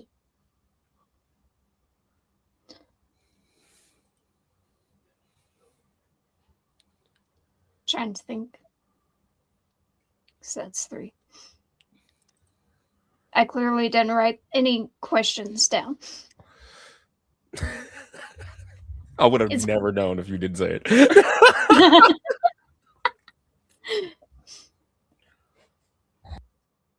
So, how do you deal with your everyday life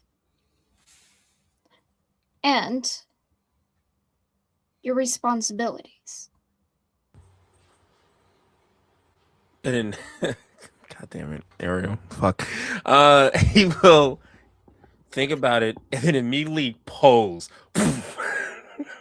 Because this is what he does every day. When he'll pose and he goes, well, actually, that's a really good question. I fit in where I can. Normally, I help everyone with their things, and continue my investigations on our current matter, which is to free a lot of planets from tyrannical. Is that the word I'm looking for? This is Tug asking. Tyrannical? Is that? Yep, that's correct. Yep.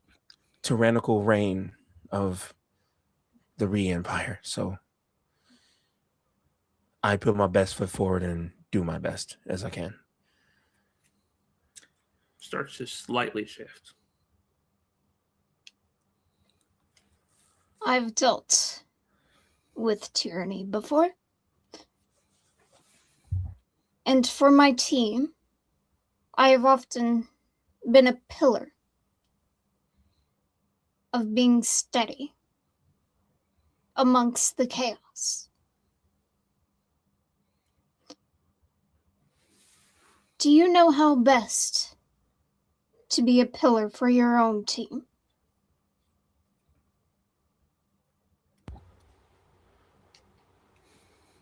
No, but I'm learning, or I would like to learn how to, because that is a goal of mine. Starts to balance.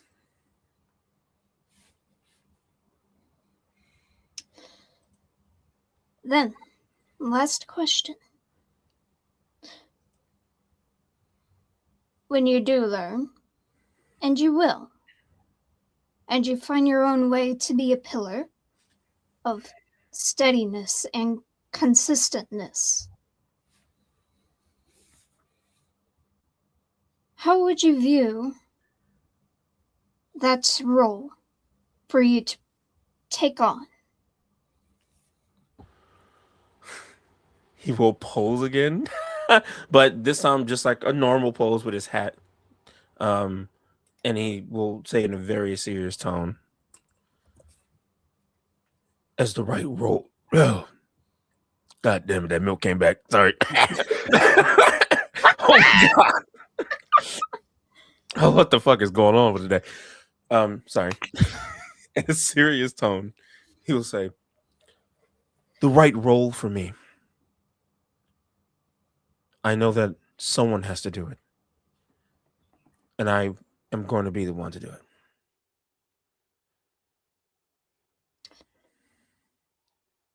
And you will see that the scale has stayed balanced,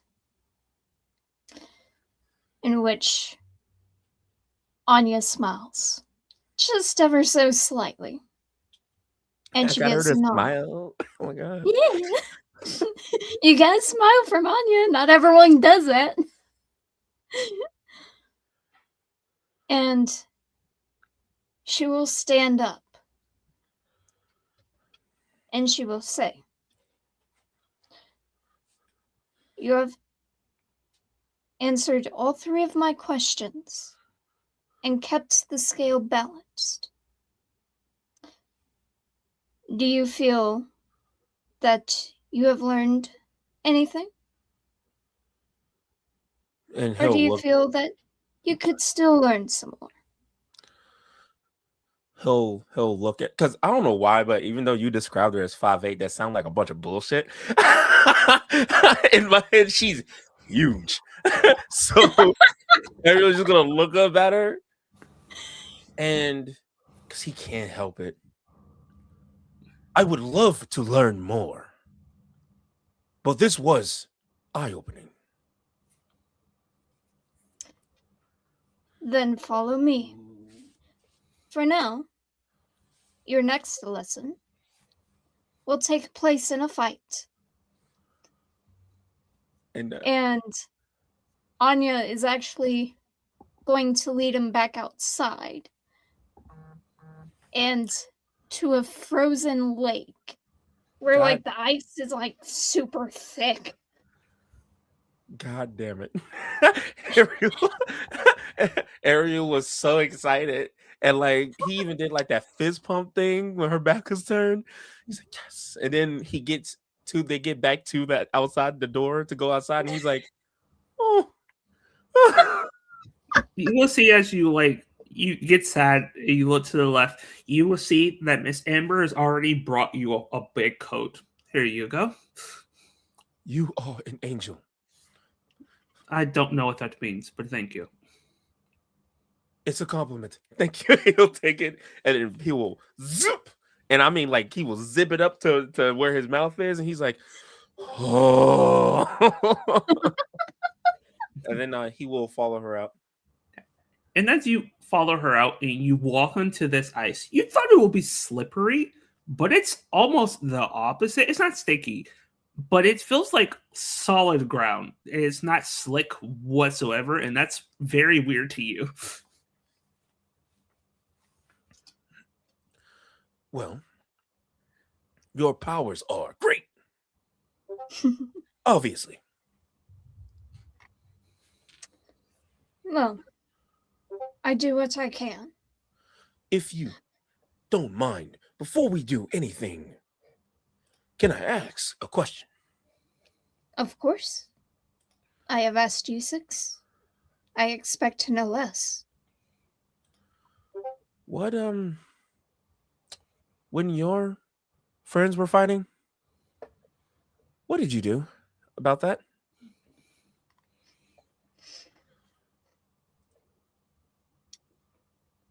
I made a lot of judgments.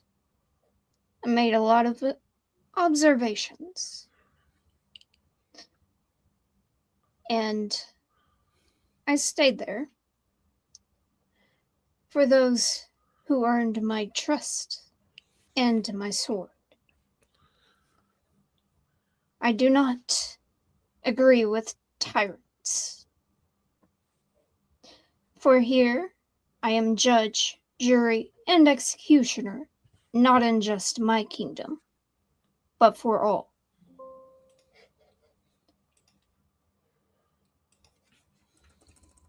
I have to be a steady pillar.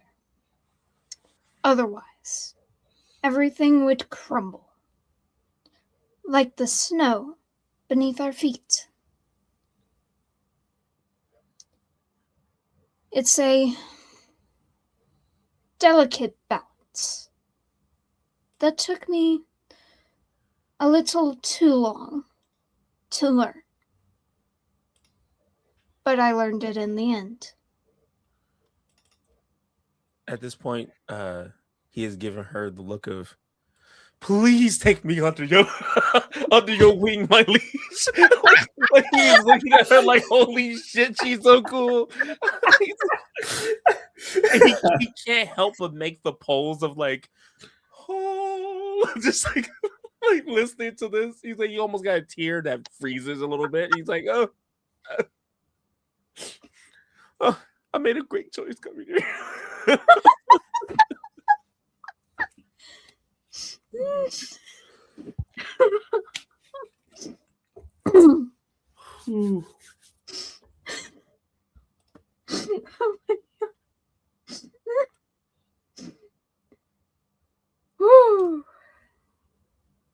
Oh, that's great. Oh, I love Ariel. I knew this was going to be great when you signed up for this way. I was like, ah, this is going to be great. Yeah. Whew. Okay. Now I'm actually calm, maybe. Let's admit, me, Crow, never really calm. But what does our frozen judge say to the pleading of take me under your wing? You have other duties to attend to. But for now, I can. Now let's have our fight. All right. Well, to have a proper fight, give me 1 second. What? And he tends to show off. And I may or may not have been watching a lot of Japanese Power Rangers. Which take notes about because I keep sending him clips. I do send you clips because they're either really bad or really funny. Good. Dude. Yeah.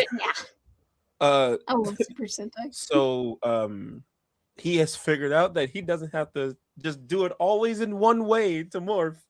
So he does a pose that would resemble a scorpion, and he will stores aligned. Cosmic Zodiac, Scorpio, Silver Scorpion Ranger. And when he does that, he'll just kind of like spin his morpher and just for some reason there's explosions.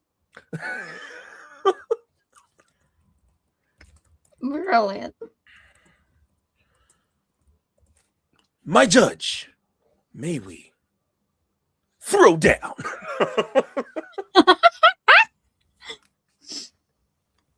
Anya will say, we shall.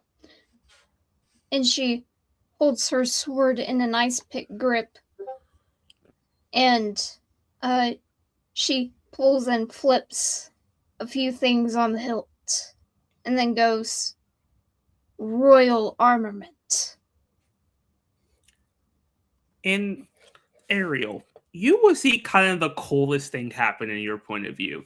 The sword will slam onto the ground as you will start to see this holographic shell start to come over their body. And then out of nowhere, you will see this massive purple-looking Zord moth slam into her. And what's left is this amazing, sleek purple suit. That is very cool, but I must get serious. To me, And then his gun staff will just appear.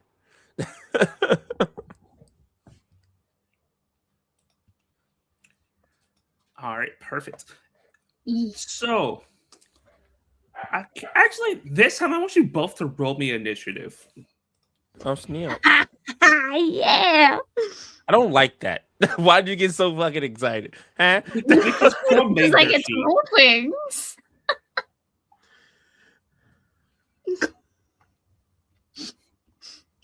I just saw some of the comments on the live stream. God damn it, I wrote it wrong. Sorry. Let's see. Hmm. Why didn't you roll correctly? Oh, that's not the one. Excuse me, everyone. I'm blind. I forgot the D20. Go ahead, just roll a d22. This is the early d20. I'm like, yes, I'm doing this correct. I look up. No, I'm not. Oh, wow. Yes, Arrow will be going first. Oh, let me go. Ariel is Oh. definitely going first. Alrighty. So, Ariel, you will have the first turn. What would you like to do? Before that, if I can ask Crow, is she just like standing there, like, do what you're gonna do? Or is she like in a defensive position at all? No, she's standing there legitimately like just basically like a frozen pillar, like welcoming you to just come on and fight.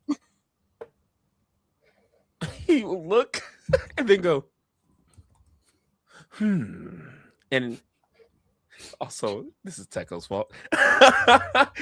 he will start pacing back and forth with his hand on his chin, and he's like, where is her weak points? Maybe her knee, maybe her neck. And just kind of like walking back and forth for a second. Could I make an investigation roll? You can, make me alertness roll. Alertness. That's what I keep saying. Awareness. Play too much vampire.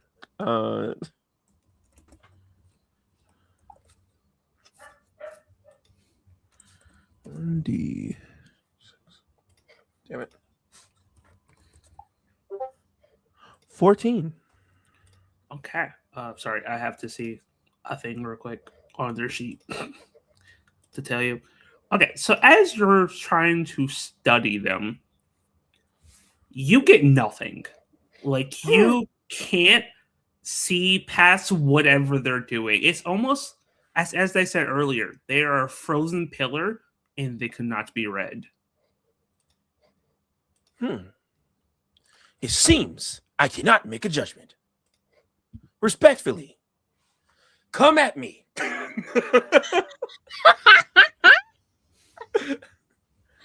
And remember, he didn't move more than his speed. I think it is. I'm reading her dodgy. As long as you don't move more than 5 feet, enemies have disadvantage on hitting you. And he will sit there and do like a karate pose with his gun staff and wait. And that will be his turn. How far away from me are you? I don't. I got scared of something. Probably, I'll say like maybe 20 feet or so. He didn't stray far from her. 20 feet. Okay. Like a cowboy standoff type of distance. Nice. All right.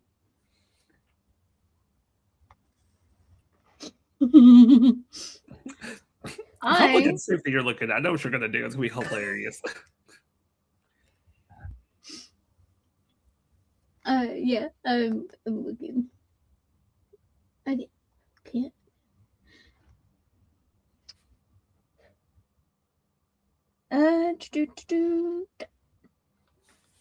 Okay, time to bring this where I can see it, because I cannot see it over there. Good grief. Behave, computer. Now I can really see things. Whoa. It's fine, everything's fine. No, it's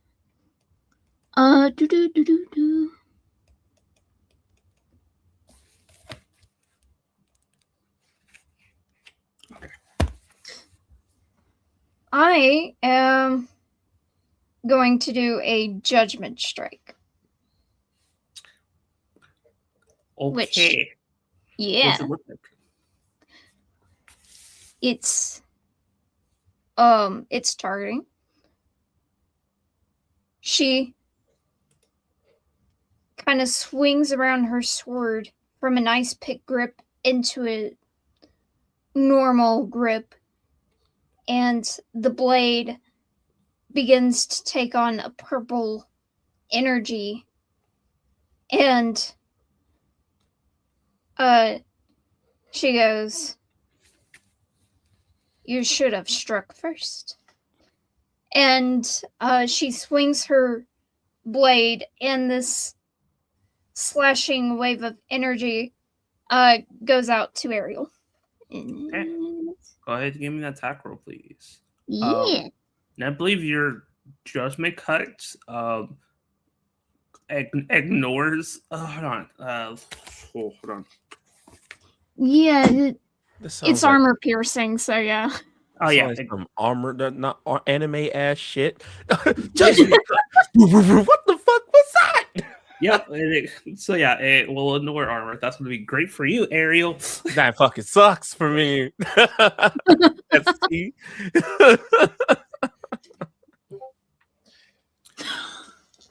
Judge, please, no. I think a 21 hits you. How much damage does that do? God damn. I had it right there in front of me for a second. Ah, there it is. It does 2. Shit. Yeah. So you would two like it. She says that you should have struck first, and the purple flash of energy comes out, smacks you straight in the chest. Like you thought you could just dodge this, and you were getting ready to dodge it, but it was just like a slash blink hit.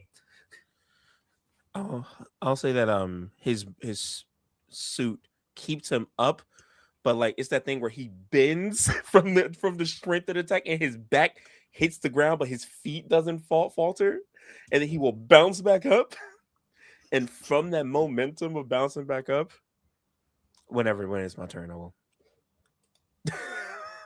It is your turn because they're taking it easy on you because they could kill you in one turn, but I'm not going to let them do that. So your turn. You all gracious. I appreciate you so much. No, trust me. If she wanted to, she could have one-turned you. Oh yes. Jeez. I'm just gonna take this for inspiration. Next time, I'm a guest on one of your shows you're on. Anyway, I appreciate it. He's gonna bounce back and fly through the air with his gun staff. He goes, "It will now take this opportunity." And are you going to strike? He would like to try. Yes. Okay, give me a finesse roll, please. And you have a I won't quit. I think that's a heal thing. So go ahead and make a roll first. Can I use my reroll? Yep, you could use your reroll. Holy shit. Dicebot, I have been nothing but gracious to you. Fuck you. Okay, also go ahead and roll a quick d4. I will roll a d4. And then go ahead and just make your second attack. Okay. Oh, fuck. I fucked up. I'm sorry. I got nervous. Your second attack will be a disadvantage because of chat. You're welcome. You know, why do I feel like it's depressed on? I don't even have to look. No, that was Kaylee. So you will heal back to full thanks to the Depresso. So you're back to full health. Thank you, Depresso. I'm sorry I besmirched your name. And now Kaylee is giving you advantage on your next roll. Oh, they said disadvantage. I was like, advantage. She's giving you advantage. Okay. I will need you to help with the math. I got you. I am not a math guy. You a gay bitch. You know what, bitch?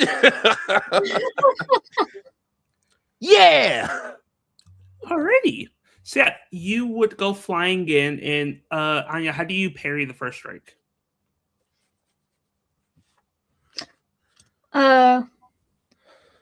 She'll see it, and she'll just kind of spin the sword, and it'll catch the strike and And Ariel, how do you try to do the second attack after they parry the first one?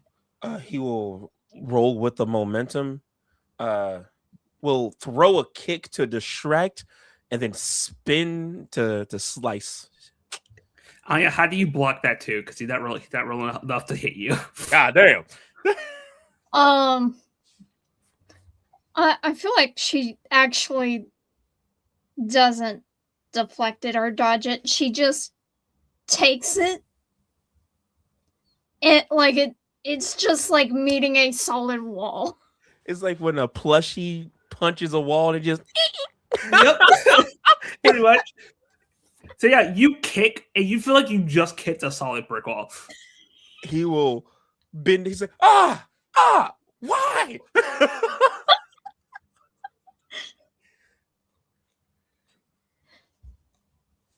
There are many ways to be a solid pillar. Okay, yeah. You're literally one. Anya, it's your turn. What would you like to do?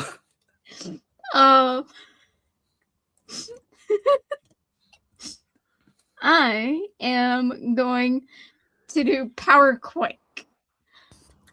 How many personal power are you using? You can do up to 3. Yeah, that's right. Are you going to do 3?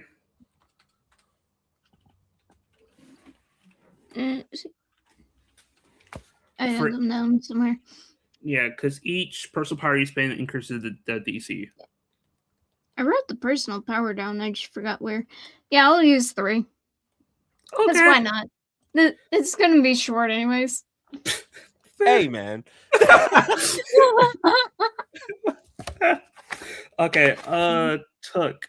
I need you to make me an athletics or acrobatics skill test. Your choice. If I remember correctly, it's been a minute. Acrobatics is no. Wait. Oh fuck! I need to up that at some point. Acrobatics is better. So, Okay, give me that skill test, please.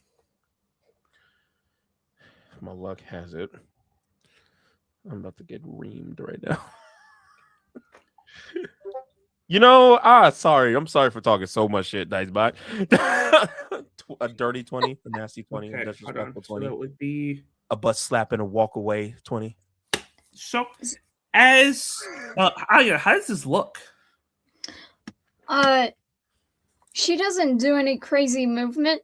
It's just she's still standing there, but it's a full-on stomp with one foot, and then the ice, the top layer of it, just kind of ripples out. So as she does this, Ariel, you're like, I got this. You go to jump and you immediately trip. As the DC was 21. Fuck you. God damn it. As you get knocked prone and slam into the ice, you will take 1 blunt damage. His ties just face and hat to the ice, and he's like, you could teach me that. That would be really cool. As he's just kind of sliding on the ice, just like.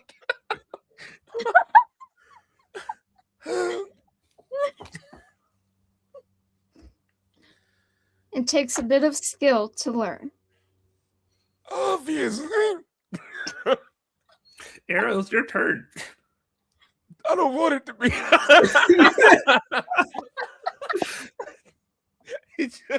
He finished sliding face first on the ice, and then he'll stand up and he's like, all right. I don't understand what her weakness is. Judge, I judge you. And then he's going to point at them and go, you are great and mighty. Obviously a queen. Obviously a ruler. I am a puny bug compared to you. But I ain't no bitch. He's gonna kneel and shoot. Take a story point. Give me a targeting roll. Thank you. I'm no bitch. I love that. I love how you acknowledge your shortcomings, but you're just like, I ain't dodging this smoke. No. I mean, I'm in the smoke. Why the fuck am I dodging? I think that's what he gets for hanging out with Kai for so long. I learned from my friends advice. Okay. 16. You want to roll again? You got to reroll. I do. Okay, I'll use that. I think that's my last reroll, correct? Yep, it's your last reroll. You have story points if you want to use those too. Oh, okay. How many story points I have? You have 1 story point left. Okay. But you have to reroll and the story points. You can use the reroll now if you want. Okay, I will.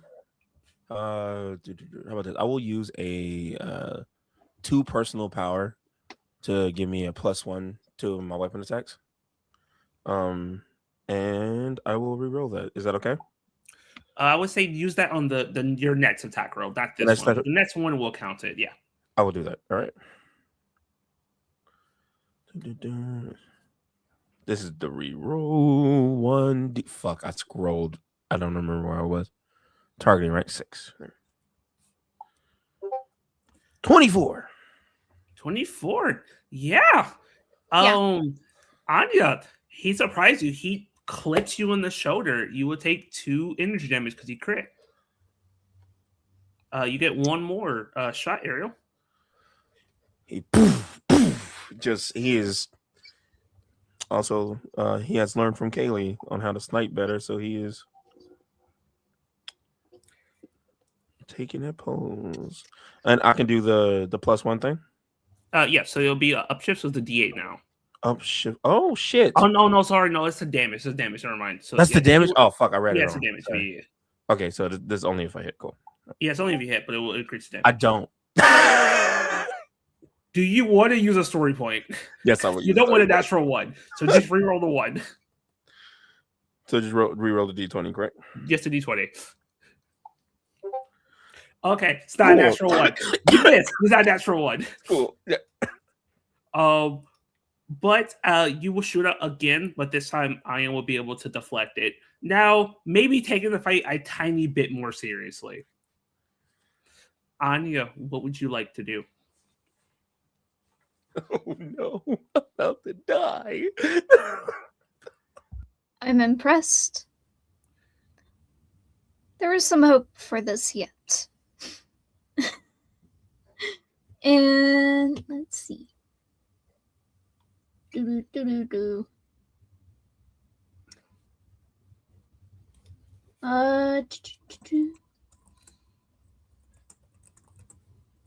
Anya is actually going to finally move from her spot, get in melee range, and I'm gonna do the frozen heart. Okay, gotta give me a might roll. You are so lucky, Ariel, that she's taking it easy on you.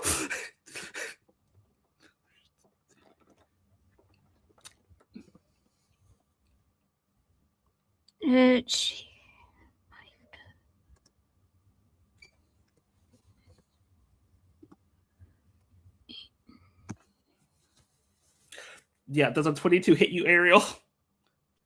No, yes. Alrighty. Anya, how does this look like? How much damage does he take? He takes 2 cold damage. And I like to think that as she moves and like she starts the swing, you see this ice sort of build up on her sword. And when she strikes, the ice just gets all over your suit. You said 2 ice damage, correct? 2 cold. Yeah. 2 cold. Yeah. I'm at 3. Haha. That's bad. Well, you should be at 1. Should I be able? Did I miscount? Because I got healed, correct? Yeah, you got healed, but you can't go past your max. Fun. Yeah, you should be at 1. Only have 1 health left. Okay. Yep, 1 health left. You can give up if you want. After he gets sliced through, he's gonna go. All right. That was really cool. You are indeed very strong, but I ain't no bitch. he's gonna try and kick her this time, but Give me a finesse roll. but because of the way this has been going, can I just automatically fail the roll? Yeah, it's really that'll be funny. So yeah, you will just go to kick them again, and once again, it's just smacking a brick wall. And he's gonna not hit the ground. He goes, "Okay, I've been judged. You got it. I give you have my utmost respect.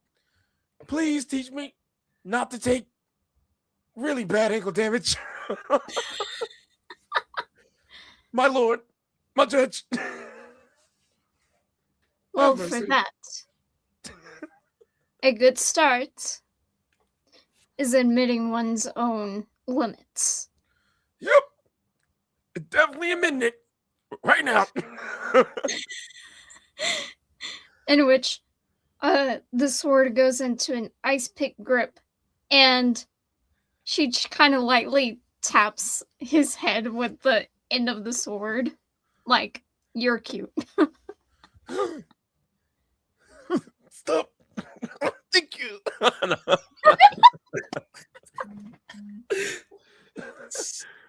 But he is still in hella pain on the ground. Just Yeah. that fucking not Simpson, what's the guy? Family Guy thing where he's just like it's like on the ice. Oh my god.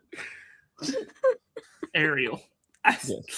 as you are kind of now about to walk back inside, you're starting to understand at least a little bit more.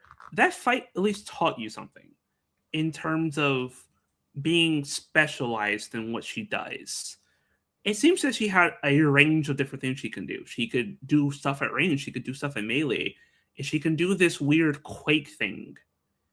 And you're starting to understand that maybe you could start developing other powers that could maybe do some kind of AoE or maybe knock people prone. It's just ideas that start sparkling through your mind of maybe things you can do in the future. But I will give you a new specialization under alertness, and it will be insight. Oh. So just go ahead when you go to alertness, just put a specialization insight. I haven't done that yet. That's cool. Insight.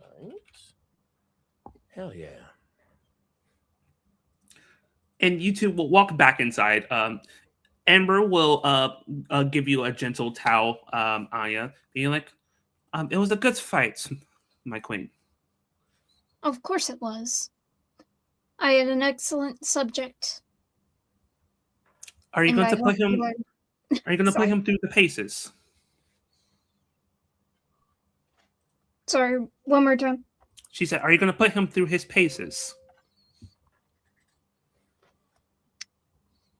As long as he feels he can do so. He's like dragging himself back in. He's like demorphed at this point. He's just like, Ember, please. She just kind of looks at you, and you'll see that she'll reach down and grab you by the scuff. And she's so surprisingly strong that she lifts you back to your feet. Thank you so much. You're welcome, Mr. Ryler. But you're about to go through hell for the next hour of your life. I hope you are ready. He looks at her with like the big puppy dog eyes and goes, "If I do well, can I get a hug or something?" I don't. She looks to Anya. What's a hug? A thing some of the other rangers and kingdoms like to do. Some like to call it a warm embrace. Okay, she'll not look back to you. No. So cold and so cool. Oh. Come with me. What? I've got some healing tea from a friend. Ooh, tea. So as you go off with Anya to drink some tea and get some rest, you will kind of spend the next hour going through some, let's just say, grueling training of understanding that Anya's put herself through this for years. And that's the pure fact why she caved your chest in, because she put in the work. Well, getting home doing clap push-ups because that was some bullshit. Gotta make that chest stronger. But as we leave you guys, I first want to thank Crow for coming and being a special guest. Thank you for having me. Yes. But before we jump into the final scene, we're gonna go on a quick 10-minute break. We'll come back. We will deal with Theo and the Tyrant King. We will be back soon. Hello, and welcome back to Power Rangers Cosmostars episode 18. We already had 2 lovely scenes of our Rangers meeting 2 of the kings of planet Onger. But we have one more scene left, where the leader of the Rangers is going to see the Tyrant King, the leader of the other team. The amount of smiling you're doing is not making me feel good about this. Look, Felber decided things, so we'll let Felber have fun with it. Oh, good. I Good. didn't We love Felber's story. Look, I didn't decide things. I was given a mission, and I accomplished that. Okay. I think you more than accomplished that, but we'll get to that. Look, we'll get there. We'll get there. But as we move on to where you guys are, to Theo, you're heading into this kingdom. Felber, would you like to describe what your kingdom looks like? Sure. The kingdom is... It's very easy to see as you go over this kingdom that at one point it was very divided between the haves, the have-nots, the rich and the poor. There were definitely parts of this kingdom and this city that were very built up, very affluent, and others that were very close to slums. But at the same time, it looks like this has been a war zone. Walls have been torn down. Palaces or mansions of sorts have been burned and gutted. And things seem to be on the rebuild, though. Fires have been put out. The worst is over, but the rebuilding has started. There is kind of a hope from people who seem to have suffered greatly, but seem to be doing better. Okay. Perfect. So you will see this, Theo, and what is going through your mind as you're seeing this? I think his heart really grows heavy and almost drops into his stomach. He's never been one to really have the fortitude for that kind of stuff. Even what he and the Rangers doing now, he's trying to avoid the conflict as much as they can. And of course, working in the dojo with kids that came from neighborhoods that are not exactly war torn, but very much bordering into the slums and the disenfranchised neighborhoods. It kind of pings that notion of being homesick and knowing that there are kids back home that he's not helping right now because he's out here. And it kind of dishevels him for a moment before he kind of mentally and emotionally collects himself and is like, I'm out here so that I don't have to worry about them. And as you fly in, you will fly into the biggest castle here and will park, and you will see a gentleman. This gentleman is in very royal garb. They have armor pieces on. They hold this massive pike. Their face is not covered. They have helmet on, but the face is not covered. You will see a man that looks to be in his maybe 40s, 50s. Completely shaven here, so he maybe has hair, but his hair is covered by the helmet itself. As he kind of slams the pike against the ground and will bow. You must be the ranger here. Theo returns the bow, almost like without thinking, because it's just like that's what you do when you walk into the dojo and talk to somebody. Yes, I'm Theo. I'm here to see your king. Theo, you which Cosmic Star Ranger are you? I'm the Taurus Ranger. The black one. Understood. Please follow me. And Of we'll course. take a swift turn. As he turns, he has like a cape that comes back. You will see the logo on the back of that cape of the kingdom. It starts to walk forward, and he's wearing like red and like mostly red and hints of black armor. It's a cloak of billowing. Yes. And as he starts to lead you in, you would see a whole bunch of people that are cleaning and taking care. You could definitely tell there was a fight here, like maybe a year ago, and it's still getting fixed. Because this, you could probably tell this was the final battle was in this castle. So this castle, still to this day, is still getting fixed. It's still almost fixed, but they're now in the 3/4 kind of zone of getting it almost done, but still need a couple more months to get everything squared away. So you'll see a lot of people are in more workers' uniforms. No one here seems to be more important than the other. It's just some of the guards look they have on armor, but at the same time, they're also still helping. There's no person that's just standing around and watching people work. They're working too. It seems like they're starting to maybe build up a different kind of community. You will see that there are smiles on people's faces as they're working and cleaning and getting this thing back to normal. There seems to be a palpable hope amongst the people. I think that kind of relieves them a bit, like seeing people actually happy and hopeful. Like, okay, I understand where this guy might have had to do some things that he didn't want to do, but he has the people's support, which tells kind of Theo everything that he already needs to know. And then he will lead you onto the kind of middle of the castle and will open the doors to the throne room.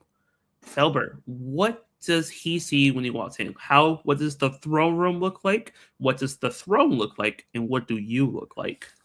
So the throne room is definitely a room that still looks like it's fresh from battle. It looks like nothing has been touched here. There are tapestries on the wall that are half burned. The kind of, it was at one point an incredibly opulent and fancy room, but has been scarred by, fighting that destroyed and tore and set fire to things in here. And it's been set, the fires have been put out, but nothing has been changed from that. So it still bears those scars. There is a very opulent throne, but it is smashed and laying at pieces at the bottom of this dais where it probably once sat.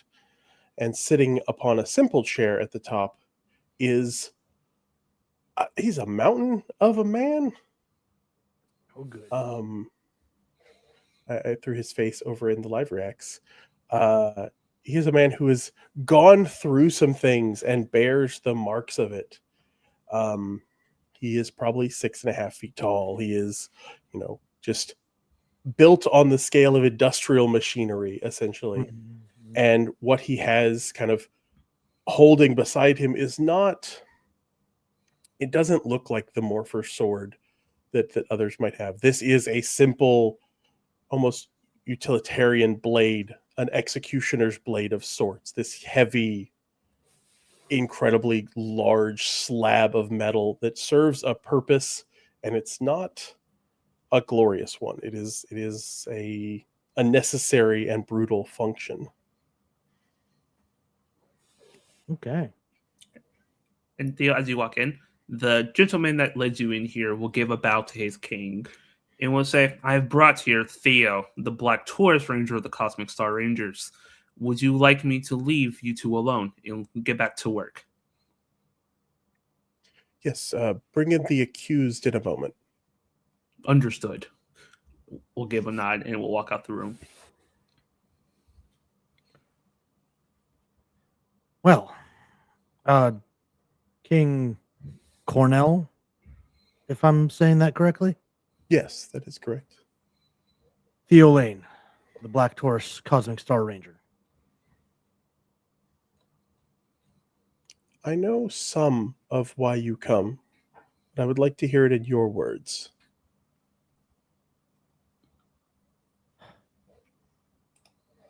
Theo thinks for a minute and almost regurgitates what Zordon has told him, and then stops himself.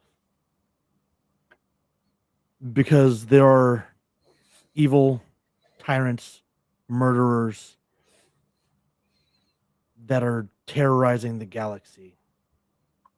And I'm here to collect any and all beings throughout the galaxy that are willing to stand up to them and throw off the shackles that they throw on every world that I've been to so far.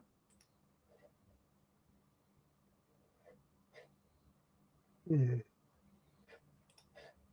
And if you do not gain the assistance of myself and my team, will you still join this fight?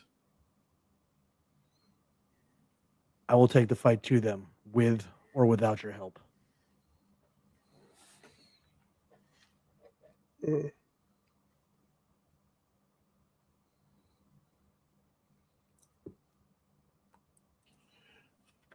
You stand as the leader for your team, correct? Not a position I chose, but it was given to me nonetheless. No, it is not always a choice we make, but a responsibility we take. But with that responsibility comes power, and with it comes judgment. And as he says that, you will see that that gentleman will walk back in again. But he comes in with another person. The person has a bag over their head. They have manacles in front of them with being strapped to their arms. They even have them on their legs as they get basically almost carried in and dropped at your feet. Theo. This is your test. One of them, and the start of one. Judgment comes from those who hold authority. I would see what you think of when that is put to your wisdom. This man is a thief, and the punishment for that is dire. We do not have time for soft judgments in this land at the moment. We do not have space to hold criminals. The normal judgment in this period is that he would lose his hand. What did he steal? You can ask him himself. He can speak. Theo will remove the bag. He's not about to question a man that can't see him. There's just something inherently wrong in Theo's mind about that. You will see a younger man, maybe 20-ish, 20, 21, super dirty hair, starting to grow a beard. Looks like he hasn't been taking care of himself for a while. He just has almost a dead look in his eyes. But he looks at you. What did you steal? I stole a necklace. Why? I was gonna go sell it, get some money, get some food. So of hunger, desperation. I needed to feed myself and some others.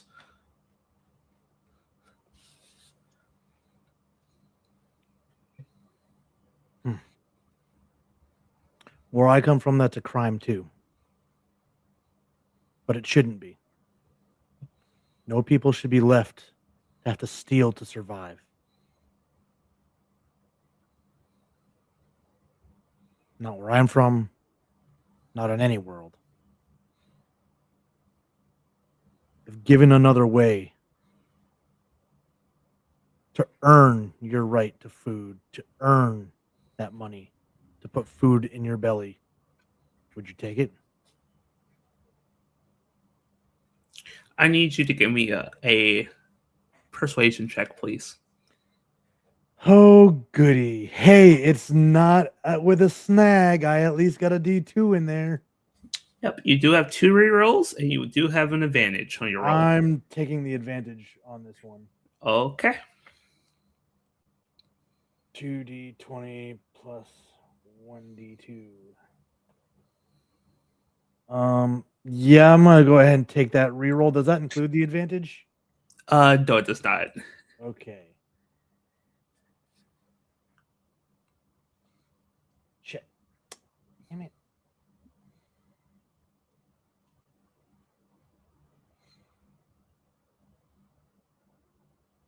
Okay. 18. I'm gonna take that. I can't crit on the D2, can I? No. But he'll look at you for a moment. And you will see that's hopelessness in his eyes. It doesn't come back, but it softens at least a tiny bit. Yeah. Theo turns from this man to the king. Would you grant this man a life of service to make up for his crime and to earn the coin he needs to eat? We'll kind of step off the throne and pull that sword up out of the ground where the tip is kind of dug in, and then kind of reach forward, plant that sword in front of Theo. Render your judgment. Pulls the sword out of the ground and throws it at his feet. This is a crime of survival. And that's not a crime. Any man that sees it as a crime is evil and a tyrant.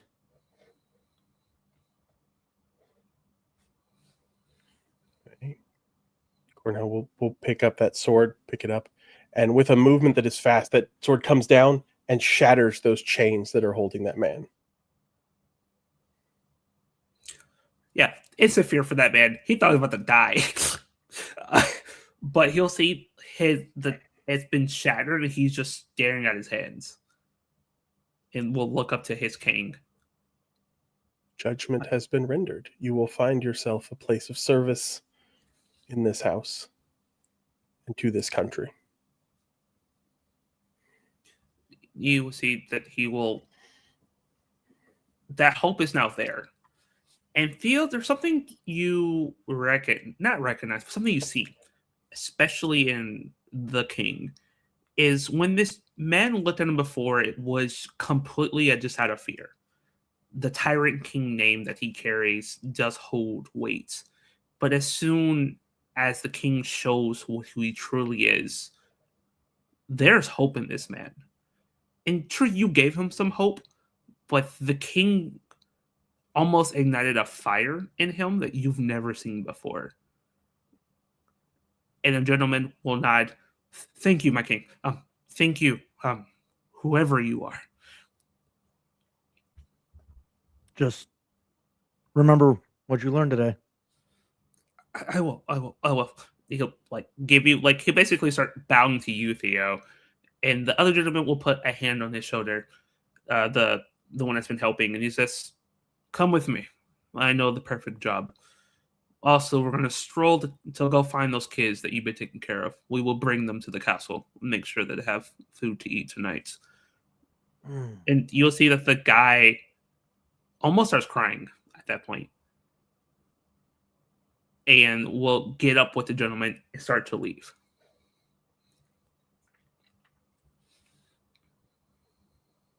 Dio just watches.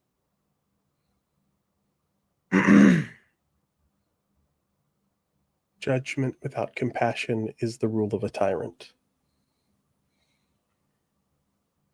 Mercy is the beginning of leadership. Fear, you are starting on a dark path at your war. Make sure you know what actually guides it. I think the same thing that guided you.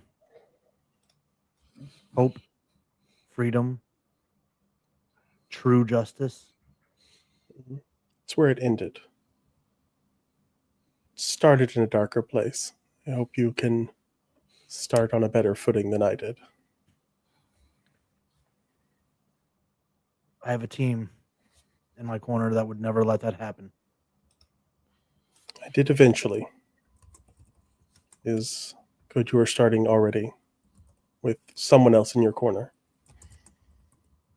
I had to be this to overthrow what was here before.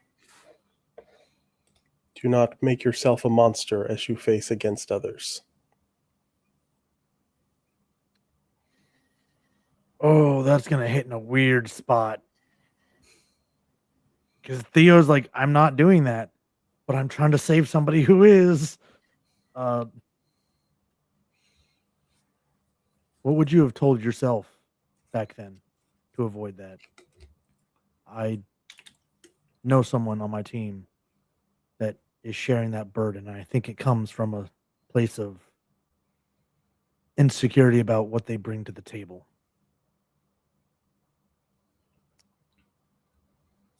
Anger does not build. It can stop a thing from getting worse, but it cannot improve things. Passion is admirable, but temper it with mercy.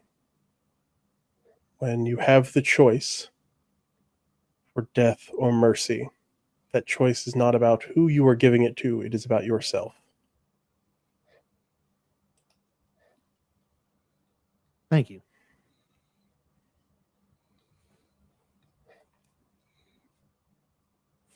And you said this is the first of your tests.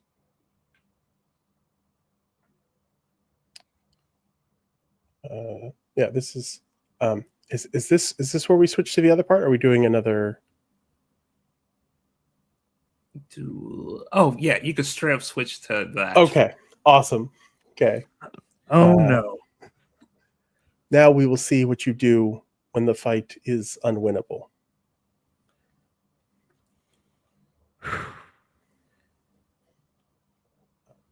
Very well.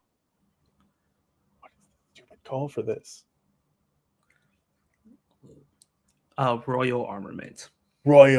He plants that sword in the ground again. And then royal armaments. And as he says that, you will see that that massive sword, it almost looks like the blade itself breaks and then breaks into the real morpher that it was under it. Almost like it has two forms. But as he says this, a cocoon will come over him in this beautiful kind of glassy thing. And you will see this massive beetle Zord, red Zord, will fly in and slam into him and shatter as the Red Knight, the Tiger King, is here. Oh boy. Okay. I will post. Yep, I'm waiting for that. Yeah. I have. Did I put it in the wrong freaking folder? I didn't. I was in the right folder, which is below the one I thought it was. Oh, what a similar visor that has.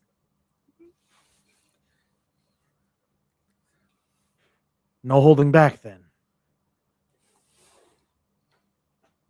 No. Then let the stars align. Cosmic Zodiac. Black Taurus Cosmic Ranger. In front of you, King, you will see Theo shifts into the Black Cosmic Star Bull Ranger. But he won't stop there. Go for it. He lifts up his opposite arm. Magna Power. Flips it down, inserts the key, and transforms into his Magna Defender Battleizer armor. Yo, Crow, we actually need to get that done. I just now realized that we never drew that. We'll talk about that shit later. Because I actually have an idea for how it's supposed to be made, but we'll talk later. But in front of you, King, you will see that Theo will go in a level beyond a battle lizard. A form that you have that you probably won't use because you will kill him if you do. Yeah. Listen. Oh, and I'm guessing the Tyrant King just hits him immediately. No, that's initiative. Jesus Christ. Oh my god. That's Okay. He's I going think you're first. going first. Yeah, that's a 29. You're going first. That's I the fun can't- part about the Tiger King is when he has his team, he drags his whole team up to 1d4 lower than him. They don't roll initiative. They go with him at minus 1d4 off of his. So even if I I double crit, I can't make that. yeah. Tyrant King. We also You're- we Right. also spent the personal power for willful strength Okay. because I'd like to have 11 health. It seems like a fun thing to have. Mm-hmm. And yeah, he's gonna just all out smash. Which should be fun. Are you power striking or just attacking regularly? Oh, I told him we're going all out. Okay. We're gonna throw the full. We're gonna drop the 4 personal power here, and go for the full double power strike. Okay. Okay. Mm-hmm. I'm just saying, if he hits you, Theo, you're dying. There's no ifs, ands, or buts. So Hey, he said no holding back. So Theo's like, all right, if I hold back, he's not gonna respect me. So Let's just hope he doesn't hit you. That's the best I can say. okay, let's see, and I get to reroll any 1s or 2s.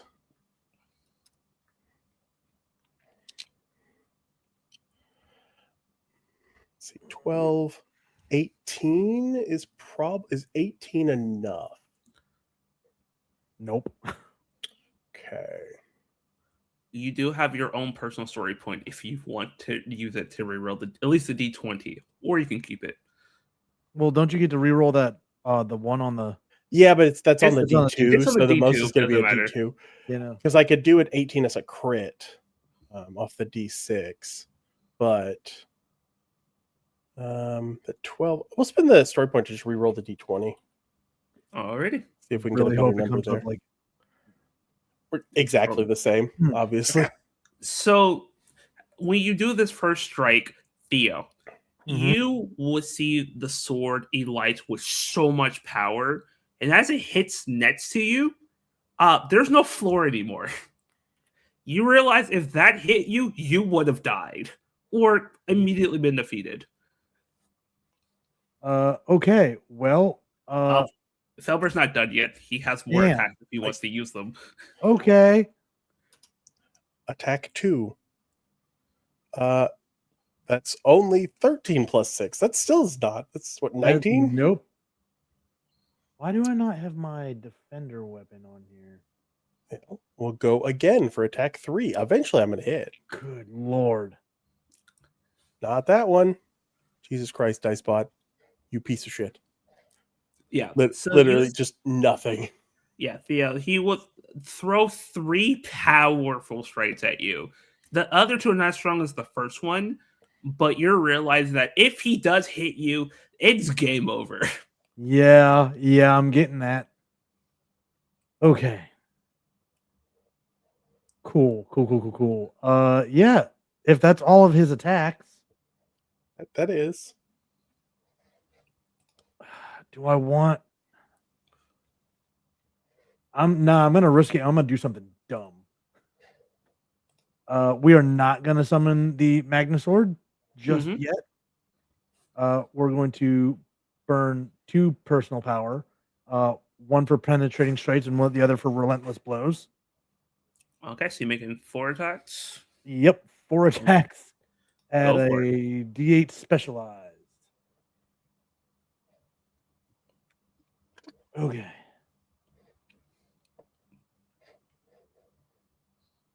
And don't forget, you could just hit up to reroll the same thing.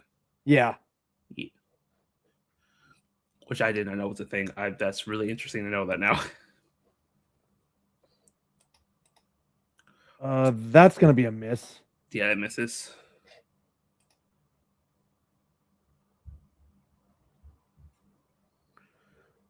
Uh, 19. That's a miss. Even with penetrating strikes, that's a miss. Okay. That is another 19. Also miss. God, that's a. All right, how many fucking rerolls do I have over here? You have 3. 3 of them. All right, we're gonna burn through them till at least one of these hits. Penetrating strikes just get rid of my heavy armor. Yep, this is good. Right. He just it specifically goes against your regular toughness. Okay. Nope, that's 1. Yeah, that misses. That misses. That misses. God damn it. Yeah. All right, you know what? I'm gonna spend my story point to reroll my d20 on that last one. Go for it. Jesus Christ. 17. Yeah, Good. no. None of the attacks land. Yeah. So you let out this fury. The king, how do you deflect off? Like, because you would see that you only made 3 attacks, but he made 4 strikes. No, I made 4 at you. I made 4. Oh, you made 4. Yeah, Oh, you only they were rolled just 3. garbage. No, I rolled 4. Pretty sure. Oh, you just used the reroll though. No, because I have 3, re-rolled the d20, and then I did the 1 attack, re-rolled the d20, and then did 3 more attacks. Oh, I never did a full re-roll. I just spent the story point to re-roll the d20. Gotcha. So okay, yeah. I just so he rolled like lets out garbage. I still have my advantage. That's all I got left. Yeah, he'll probably do it for next round. Yep. Well, if he gets another round.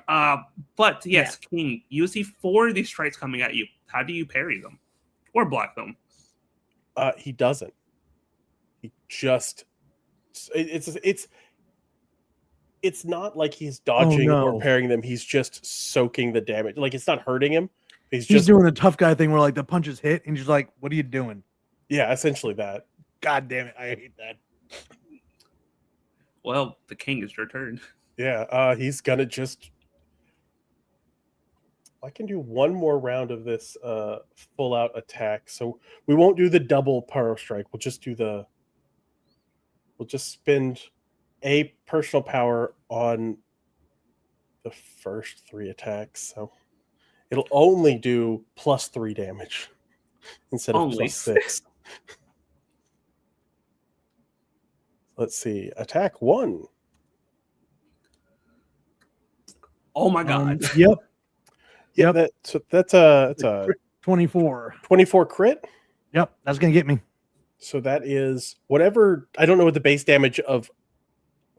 It's 2. Are you 2-handed or 1-handed? I would be 2-handed, so I guess okay. It's 2. So 2 base plus 3, so 5 plus another 1 because you critted. It's another 1, so that's 6. 6, yeah. Theo, you take 6 damage. Yeah, that's it. Theo is thrown across the room and demorphed. Like I said, he just needed to hit you once. Oh, I was given a health. Oh, you're giving a health. If you're giving a health, you're still up. Tyreek, you go still want to make 4 attacks. You throw him across the room. Is he still standing? Do you get up? 1d4. I get 1d4. Okay. Come on, dice roller, help me out here.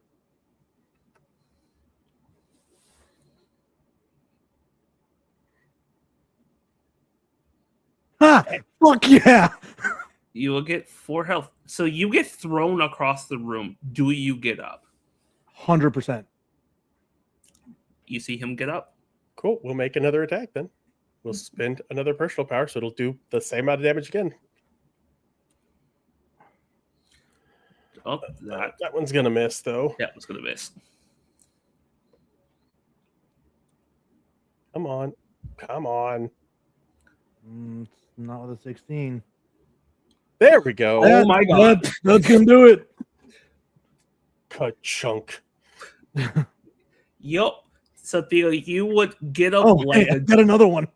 Yeah, well, you got another one. Okay, yeah, go ahead and roll for it again. As King, Hey, I you got see that 3. he gets hit again and he's getting back up. You don't understand where the strength is coming from, but it's coming from somewhere. I don't have like an ability for an intimidate, but I am kind of built for it. So as he is struggling to get back up, it's just like stay down. Give me an intimidation roll, please. Cool. Actually, I think that triggers something on my sheet. Probably. That's one of my hang-ups. Well, we'll see. Well, depending on his role, it might affect it worse than you think. We'll see. Is he a member who knows about how I earned my reputation? Yes. Cool, then I get to upshift my intimidate. Great. Hate that. Thank What's you. the upshift after D12? 2d8. Jesus. I'll tell you the level of these rangers after this. 23. They're not level 20, though. These are not level 20 rangers, though. Definitely hits like it. That's a nat 1 on that That is D20. a nat 1. Hell yeah. The dice bot has been such garbage. It has been garbage. Theo, as he says, stay down. This guy definitely is scary. He technically one-taps you every time he touches you. But you start to remember the people you're here for. You remember Kai. You remember Kaylee. Ariel. You will remember Liam. You will remember your girlfriend Corone. Ares, Zordo, Stratos, all the humans. Oh, wait, there's You a gotta reroll. reroll. JJ, that's it. Mateo's got pain coming next week. Okay, well, reroll that. It's still utter garbage. Okay. Look at that. It's so bad. Yep, so still going someone wants to full specialized someone wants to intimidation do and another reroll. That'd be hilarious, but that's just me. But once again, you start to remember all of these people you're fighting for. And you get up. And the King, you will see that Theo's getting up. Theo might be scared. You could definitely tell. You've seen people scared before. God damn it. Reroll it again. Oh my god. Okay. Well, that's a 26 intimidation. That's it. I'm killing Willow. Okay. Once again, still that happens. That still happens. King, you know he's scared. There's no ifs, ands, or buts about it. But he's fighting for people he truly cares about. And it's very clear that he's worried, he's scared, but he still wants to fight for his friends.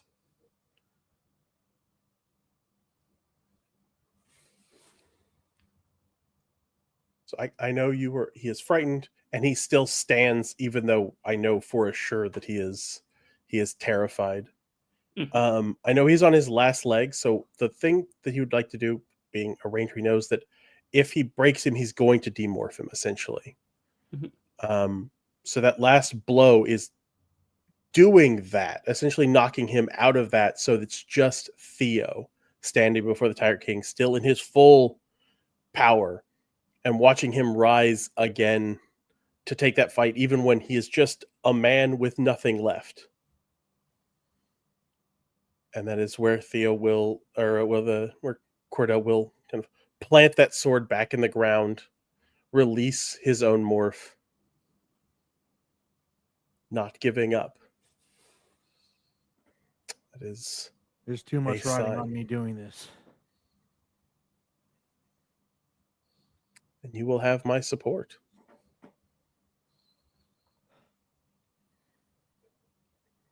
I was hoping you'd say that. Like, wipes a bit of blood from the corner of his mouth. Yeah, you did get your shit caved in a couple of times, so fair. Oh, yeah. Like, I imagine the first one, like, he bounced back and just, like, the armor, like, almost glitched with the grid trying to hold it together. And the second one just blew him out of it. Yeah. And as you refuse to give up, Theo, you would hear something in the back of your head that you haven't heard in at least a little bit. You will hear the roar of the Toro sword, the sword that was given to you by Mike. And he now truly acknowledges you. And he will always heed your call from now on. That's all it took, huh? Like, kind of talking to himself in the back of his head, like, all right, should have gotten a fight like this a long time ago.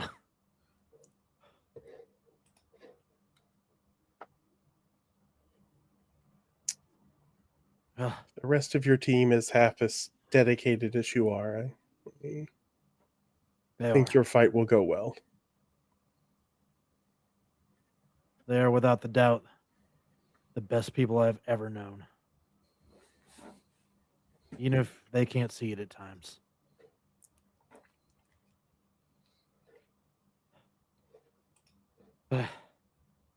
All right. How do we contact you? If I assume Zordo can contact you when needed. Zordo can. Some of the others are more easily reached. Thank you. And he'll step forward and actually hold out his hand. Yeah, he'll accept that. Shakes it, and then, well, with your leave, I think I'll get back to my people. There's work to be done. Get to it. Theo just turns and hobbles away. Fair. He's Theo. trying not to limp, but like he got a shit pushed in. I mean, Tiger King did spend all of his personal power on that, so Hey, that's a win. Yeah, to be fair, if he hit you with the first attack, he would have did 9 damage to you if he hit you for the first one. That would have been one and done. Yeah, because he has double powerful strike. Micah, I need crutches. But as you're basically hobbling out after getting your ass legit handed to you, you start to feel the strength. That strength again from your friends. You will add a dot to your constitution. Your health goes up by 1. Oh, you mean the conditioning? Yep. Sorry. Yeah. No, Your you're health. good. Yeah. I was like, You get I 1 dot think- in that. Your health goes up by 1. Hey, I think I'm actually matched with Kai now. Yeah. After getting. Yeah. I was like, what ranger? What rule am I give you? Oh, I got your shit rocked. That one. Yeah. But you will walk away as the Tyrant King Cornell is left to go about his people again, to continue to grow his community once again. And Theo, you would head back to the ship. And as you all head back to the ships, we will pull out for a moment. Yeah. As 3 kings are down, 3 more to go. But as we go into space, there is another repulsion ship a bit farther away, but watching the planet for a moment. As you will see a very familiar individual to Theo, Harashi, sitting on one of the command chairs next to Morgana, who's very familiar to Kaylee, as they're kind of looking to each other for a moment. And he will say, she will say, Morgana will say, I mean, we could wait to jump them off when they come to the planet.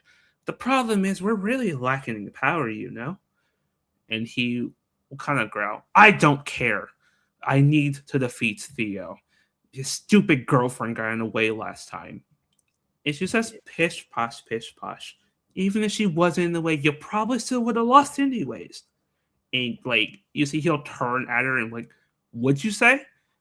And she'll lean in like face to face. You would lose. And he just growls again as he throws back in the chair. You're so cute when you're angry. And he's like, then what are we supposed to do? We can't beat them. And he's like, then we don't beat them straight up. there's another Raposan general out here. Some call him the Bomber, the one that blew up a whole city, a Sith. The Cosmosar's brother, I think his name's Ariel. How about we go team up with him? He'll smirk. Sounds good. Let's go. And that ship will take off. Getting our own Sinister Six here. Oh, it's worse than you think. So as they go off, we will actually start to bring the story to a tail, at least for this session. Let's try to bring as many people on as possible. I don't know how many people can fit in this shit, so Oop. Let's see. There's a this one. There it is. Nope, not that one. That one. That one. There we go. And we can bring on our guests too, because I think we have enough people left. So yes, I want to give a big thank you for my guests that once stayed around and was able to play. And thank you for my players for chilling out. Your episodes will be next week. Not next week. Wow. In a month from now, March 1st is where the other 3 Rangers will meet the other 3 rulers. But before we jump out of here, we're going to go do a quick thing. We'll go around to our players, say what they play. We'll start with Kai, go counterclockwise, including our SPCs. So you guys will also say who you played. Hey, everyone. I was Kai Donovan, apparently the most hated Power Ranger. No. You can find me at Depressomancy amongst many things. Till then, I'll be getting on everyone's nerves as the unliked hero of the Power Rangers. Wow. Maybe go after that, huh? Hey, hello. My name is Tuk, I guess. I have played the illustrious Arrow Rattler who got his shit kicked in by a bad bitch, and that was crazy. I hope you guys enjoyed. And I am one of the storytellers on the channel, so I hope you guys enjoy when I do that. And hopefully kick in the shit of Techo, maybe. Possibly. Oh, and Felber. Yeah.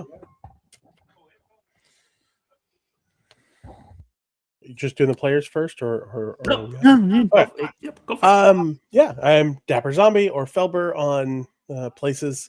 I had the privilege of playing the Tyrant King Cornell tonight and just being a brick shithouse of a ranger. It was very fun. So see how the rest of these tests go. I can't wait to see all the kings in their full power as a fight together at some point. Same. Hello, I'm Crow, and tonight I was your judge, jury, and executioner, the frozen judge, Anya. And it was honestly a pleasure. And I'm definitely feeling right at home in this cosplay because I'm gonna admit I'm a band nerd from school, so drum major from high school for the marching band. Yay! I feel great in this. And yeah, you can find me anywhere as Crow Stark Maven, and it was honestly fun to play essentially the opposite of Zoe. And yeah, that's it for me. Kaylee, it's your turn.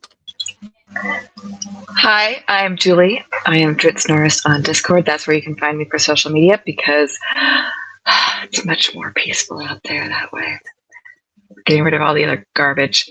I played Kaylee, the effervescent and probably emotionally unstable, and goodness knows what's going to happen next time. Things coming up. Next week, there's Supernatural. I'll get to reappear with that. And 2 redheads next weekend. Supernatural and then Kindred 101. Be in both of those. And then coming soon with our friends over on Slices and Dices. I'm in Aliens over there and Ravenloft campaign. And for the first time and longer than I can actually count years, I will be DMing for the first time Blade Runner, probably at the end of the month. So somebody give me a prayer for that one because I am mentally screaming. Hey everybody, I'm Ryan, the creator and curator of the Dark Domain channel, but I love being down here and not being in charge of things. Tonight I got to play Theo Lane, the somehow ended up leader of the Cosmic Star Rangers, and he's really just trying to figure out how to be a leader. We got most of the guys down, but he's really trying to help the people that need help. He just doesn't know what that looks like yet. He just doesn't want to give up on people. You can catch me here mostly, occasionally over on Maestro Nord on Veils of Blood. But we have all kinds of cool stuff coming up in the next week or so. With Taco's going to be back tomorrow night with some Apocalypse Rangers, where somebody's probably going to die, and I'm going to come and make sure that it's JJ. Yeah. Mm-hmm. Tuesday there's going to be a Fiasco one shot, which still has open seats. If you guys aren't busy on Tuesday, go sign up for that. It's a new storyteller, and it's basically a diceless system. It's all improv. This Wednesday will be Veils of Blood. I think I'm the only player there except for the occasional Zamisi weirdo walking in and making us feel weird with my man Felber down there in the corner. I don't know when you're going. It's fine. Friday we have Alien Ashfall run by Zynarth. It has Chandler, myself, and the always kooky Maeve, which you guys would have seen last night on Return to Terra. And then yes, Saturday will be our monthly Supernatural game, which is taking place in Portland, Oregon. And I may have put some things on there to that thing. I said, there's going to be a short angry guy and a tall goofy guy, and it filled up in 10 minutes. That was crazy. I wouldn't say 10 minutes. I'd say Well, 5. I don't even think it was 10 minutes. I think it was 5, if that. Yeah, Yeah. I think it took all 45 seconds. It was crazy. People And wrote then it. we'll be back on the 8th with Kindred 101, starring both of the lovely ladies over here. And we'll see what's in store for each of them. But that's enough out of me till we sign off. Go talk to that man up there in the chair. Yes, I want to thank you guys for coming and listening. This was a pretty much an experiment to see how well this will go, and I think it went really, really well to give a chance for the characters to have a bit of character development. So this might happen again in the future, but in small teams where there'll be 2 or 3 people going off to go talk to someone or a guest NPC. Because I think having another person to be able to be that person and have that character interaction is a lot of fun and great. So this won't be the last time I do something like this. But in the future, you will see the 3 kings again, or the 3 rulers again, as I am putting together a one-shot for them to deal with that will be canon to this world, where they're going to be helping the Cosmic Star Rangers when they really need it the most. But I first have to finish writing that, and then we have to plan a day, and planning is god-awful the worst. So It's fine. that's what we'll figure out, and hopefully we'll figure something like that out. But once again, thank my SPCs for coming. It was amazing to have you guys. A month from now, we will have the other 3 players going to talk to their rulers, and I have 3 other people coming for that. So it's going to be just like today's session, where we're going to have just single moments with them and their respective ruler. I have to figure out what I'm going to do for the later part of the episode, but I'll figure it out. I think I have a terrible plan that's going to make everyone hate me. It's going to be great. Oh no. Love that. But hey guys, we're out here playing Power Rangers and being heroes on stage, but the real heroes are all of you out there using your voices to stand against oppression and marginalization. Continue the good work. We are proud of each and every one of you out there using all of that to stop the shit that's going on in the world. So remember, you deserve to exist. You deserve to take up space.